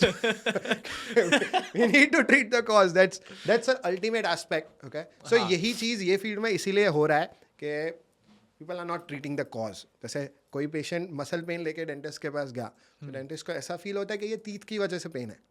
So no, it's the muscle pain. जो हम मसल को ट्रीट करेंगे, हम टीथ को नहीं करेंगे, भले पेन उसकी वजह से टीथ में हो रहा है. जैसे रेफर्ड पेन कहते हैं, it's a variety of referred pain. Got it. फिर एक और प्रिवेंशन में हम देखने जाएं, उत्तरायण आ रही है स्पेसिफिकली, बहुत जोर से नहीं चिल्लाना चाहिए, काइपो 6 थोड़ा आराम से आराम करना। से, मतलब एग्रेशन में निकल चल वो थोड़ा कंट्रोल में रख के, मतलब वी शुड बी रिमेम्बरिंग कि ये एक चीज़ है जिससे ध्यान रखना चाहिए. So it's like over use, कोई भी ऐसी चीज़ जिसमें बहुत ज़्यादा ओवर यूज हो रहा है. विस्लिंग ब्लोइंग इज फाइन, उसमें आई डोंट थिंक इतना मेजर होता है, या और कोई खाने की एक्टिविटी में. Extreme hard, see hard is different for everyone, Yeah. so extreme hard I will prefer tal cheeky and everything, that should be stopped. और किसी को भी joint clickings है या joint pain start हुआ है या ऐसा कुछ हो रहा है, तो definitely they should consult a TMJ specialist as soon as possible. Got it. तभी इतना easily हम उसको ठीक कर पाएंगे, और बहुत ही मिनिमल ट्रीटमेंट से वो ठीक हो जाएगा. शायद ये जो मैंने आपको प्रोसीजर बताया उसकी भी करने की ज़रूरत ना पड़े. Got it. सो वो एस्पेक्ट्स पे हम जितना ज़्यादा जाएंगे हमारे लिए बेटर है. आई विल अवॉइड, जिसको TMJ कंडीशन है या पेन है, स्नीकर्स नहीं खाना चाहिए. स्नीकर्स बहुत Okay. चूवी होता है, so anything which is very chewy, 5 stars are very chewy. हाँ, सो वो 2-3 एस्पेक्ट्स पे ध्यान रखना चाहिए. बाकी अखरोट बखरोट तो नहीं तोड़ने चाहिए. हाँ, थोड़ा वो फ्लेक्स मत करना भाई, ध्यान रखना। So this are the basic, I think this is probably will help a lot of patients to a certain 80% 90% case इतना करेंगे तो भी extent. Yes. हो जाएगा। इतना करेंगे, और जितना जल्दी किसी स्पेशलिस्ट को हाँ, दिखाएंगे. अगर हुआ तो फिर तो आप हो ही, हाँ मतलब। Thank you and hope. और मोस्टली ये कितने ड्यूरेशन में ऑन एन एवरेज ठीक हो जाता होगा, depending on the severity? So depend के आप किस कंडीशन पे मेरे पास हो. If you are coming with pain, okay, and you feel that, and I feel the pain is because of the muscle aspect, so it takes probably 15 days to 1 month to work on it. And जितना आप समझोगे और जितना आप post op care करोगे, realistically 1 month आपको गिन के चलना पड़ेगा। yes, Okay. even if you have got certain aspect जिसमें आपका मुंह नहीं खुल रहा है, okay, and you have got a disc issue, I will feel 15 days to 1 month is the minimum aspect. Got it. Your muscle pain can be chronic, okay, जैसे हमने बताया कि उसके बहुत सारे causes हैं और हमें हर एक cause पे काम करना पड़ेगा. It can take up to 3 months. सिर्फ वेरी लॉजिकली आपका कंडीशन कब से है. अगर मेरे पास कोई पेशेंट 10 दिन के कंप्लेन में आ रहा है, probably 7 days he is doing good, he is doing completely fine. But if the complaint has persisted for 10 years, 15 years, then it will take time. है ऐसे कोई केस बहुत है, आप मानोगे 10 नहीं. साल से मानोगे रह रहे हैं और नहीं, अभी लोग जाके उनको थोड़ा ऐसा हुआ? लेके घूम रहे हैं, they are not diagnosed. अरे रे, They are not diagnosed कि उनको TMJ कंडीशन करके कुछ है. सो ये लिटरली मुझे भी ऐसा हो रहा है कि जैसे मानोगे नहीं, 15 years they have consulted neurologist, psychologist, ENT specialist, probably 10 to 15 dentist, shit, and still they don't find a solution. Very sad यार। And once I just tell them the diagnosis, they're like, मुझे सब लोगों ने क्या बोला बताए, तने कईज नहीं, तुझे कुछ नहीं है, ये सब तेरे माइंड में है. This is the worst thing which I feel never a patient should be listening this words, अगर मुझे कोई बोले, मैं बीइंग अ डॉक्टर, मुझे कोई ऐसा बोले कि तू खाली વધારે વિચારે છે, तू सिर्फ ज़्यादा सोच रहा है, उसकी हाँ। वजह से तुझे हो रहा है. हाँ, That's not the thing I'm taking. Because of course mostly बहुत सारे डॉक्टर्स को ऐसा होना चाहिए कि भाई अच्छा शायद से ऐसा हो तो आप इनको रेकमेंड कर दो. मेरे को लगा मेरे MBBS जो डॉक्टर है ना फैमिली डॉक्टर, उनको भी पता नहीं होगा TMJ क्या. You are extremely right, you know. आपने बहुत अच्छा पॉइंट बोला. Tier 1 में तो मेरे को लग रहा है हो गए डॉक्टर्स. Tier 2 Tier 3 मेरे को थोड़ा हार्ड लग रहा है कि वहाँ पे अभी तक इतना नहीं हुआ होगा. पर Tier 1 सिटीज़ में भी आप बोलो जैसे बेंगलोर, अहमदाबाद, मुंबई, वो सारी जगह कितने डॉक्टर्स होंगे? है Exclusively sufficient for है? TMJ specialist. Yes. So अगर मैं अपनी सिटी की बात करूँ हाँ, तो अहमदाबाद की. Ahmedabad and Gujarat. So I am the one who is exclusively doing it. In Mumbai, there are very few, probably 4 or 5. In Bangalore, there might be 1 or 2. There is less, you know, बहुत कम. अब क्या हो रहा है, काफ़ी dentist are also reading TMJ conditions. I have no thing against them, but yes follow the guidelines. Okay. You have to follow the guidelines. Okay, see ठीक, हर एक पर्सन अपनी स्पेशलिटी और अपने नॉलेज के हिसाब से काम करता है. हाँ. Nobody is against it. Okay, but we need to understand के how much you are benefiting the patient. That always comes first. 100% यार. Yeah, and that has to be bounded by research. That has to be backed by research. Yeah. So guidelines follow करना बहुत ज़रूरी है. हर एक लोगों को अलग अलग causes लगते हैं और अलग अलग aspects पे treat करते हैं. जैसे आपने मुझे बोला ना, दांत टेढ़े मेढ़े होता है. So there is a myth which is like कि आप दांत टेढ़े मेढ़े ठीक करा दो, आपका joint pain चला जाएगा. Braces और Braces कराओ, aligners. aligners, yes. Okay, आप aligners कराओ, आपका jaw pain चला जाएगा. There you won't have any TMJ pain. It's a myth. Your joint is a different condition. Your teeth is a different thing. See, आप कितना easily समझ गए. That's a very nice aspect, you know. नहीं, सही बात है. And so I don't want that thing the patient should be doing, you know. हाँ, aesthetic perspective. अगर देखने के लिए आपको दांत सीधे करवाना है, thumbs up. खाने में difficulty है, टेढ़े मेढ़े है, brush proper नहीं हो रहा है, thumbs up. For the pain, no. Why? This is a different thing. Your jaw is a different aspect. So this understanding matters a lot. Okay. अब एक केस हुआ and somehow that patient recovered. So वो patient recover हुआ तो is it because of the braces thing? नहीं, मैं आपको बहुत लॉजिकली बोलूँ, पेशेंट बहुत स्ट्रेस्ड आउट था जब आपके पास आया. ठीक है, उसको मसल पेन था, उसको ये सब स्टिफ था, महीने में उसका स्ट्रेस चला गया. So did your treatment work or his lifestyle changes work? Lifestyle, of course. So pain is that thing. So we need to take everything into consideration. अगर कोई स्ट्रेसफुल पर्सन मेरे पास आया है तो मैं उसको सिर्फ मसल रिलैक्सन दूंगा और उसको मैं लाइफस्टाइल चेंजेस का एडवाइस करूंगा. आप ऑनलाइन करते हो ये सारी चीज़ें? Yes, we do online consultations. बहुत सारी सिटीज़ में नहीं है तो फिर ऑनलाइन आपको करना ही पड़े. Yes, so काफ़ी patients दिल्ली से and Bangalore, Mumbai से they try to consult. MP से they try to consult. Even from US, from Australia and UAE also they are trying and they are contacting. Mostly, I think I have covered a lot of topics that needs to be covered. But anything else, if you want to say last word to our audience, you can. So specifically for the dentist everywhere around or any practitioner, I feel we need to be empathetic whenever we are communicating with each and every patient. We need to listen to them. I know patients can be hard many times. वो बहुत सारे questions होते हैं and it comes along. So there is a reason behind it why they are so much curious. वो ऐसे क्यों हैं? We need to try to understand that. No worries, man. Thank you for your time. It's my pleasure always. हाँ, बहुत कुछ सीखने को मिला मैं genuinely यार. Thank you. I really appreciate.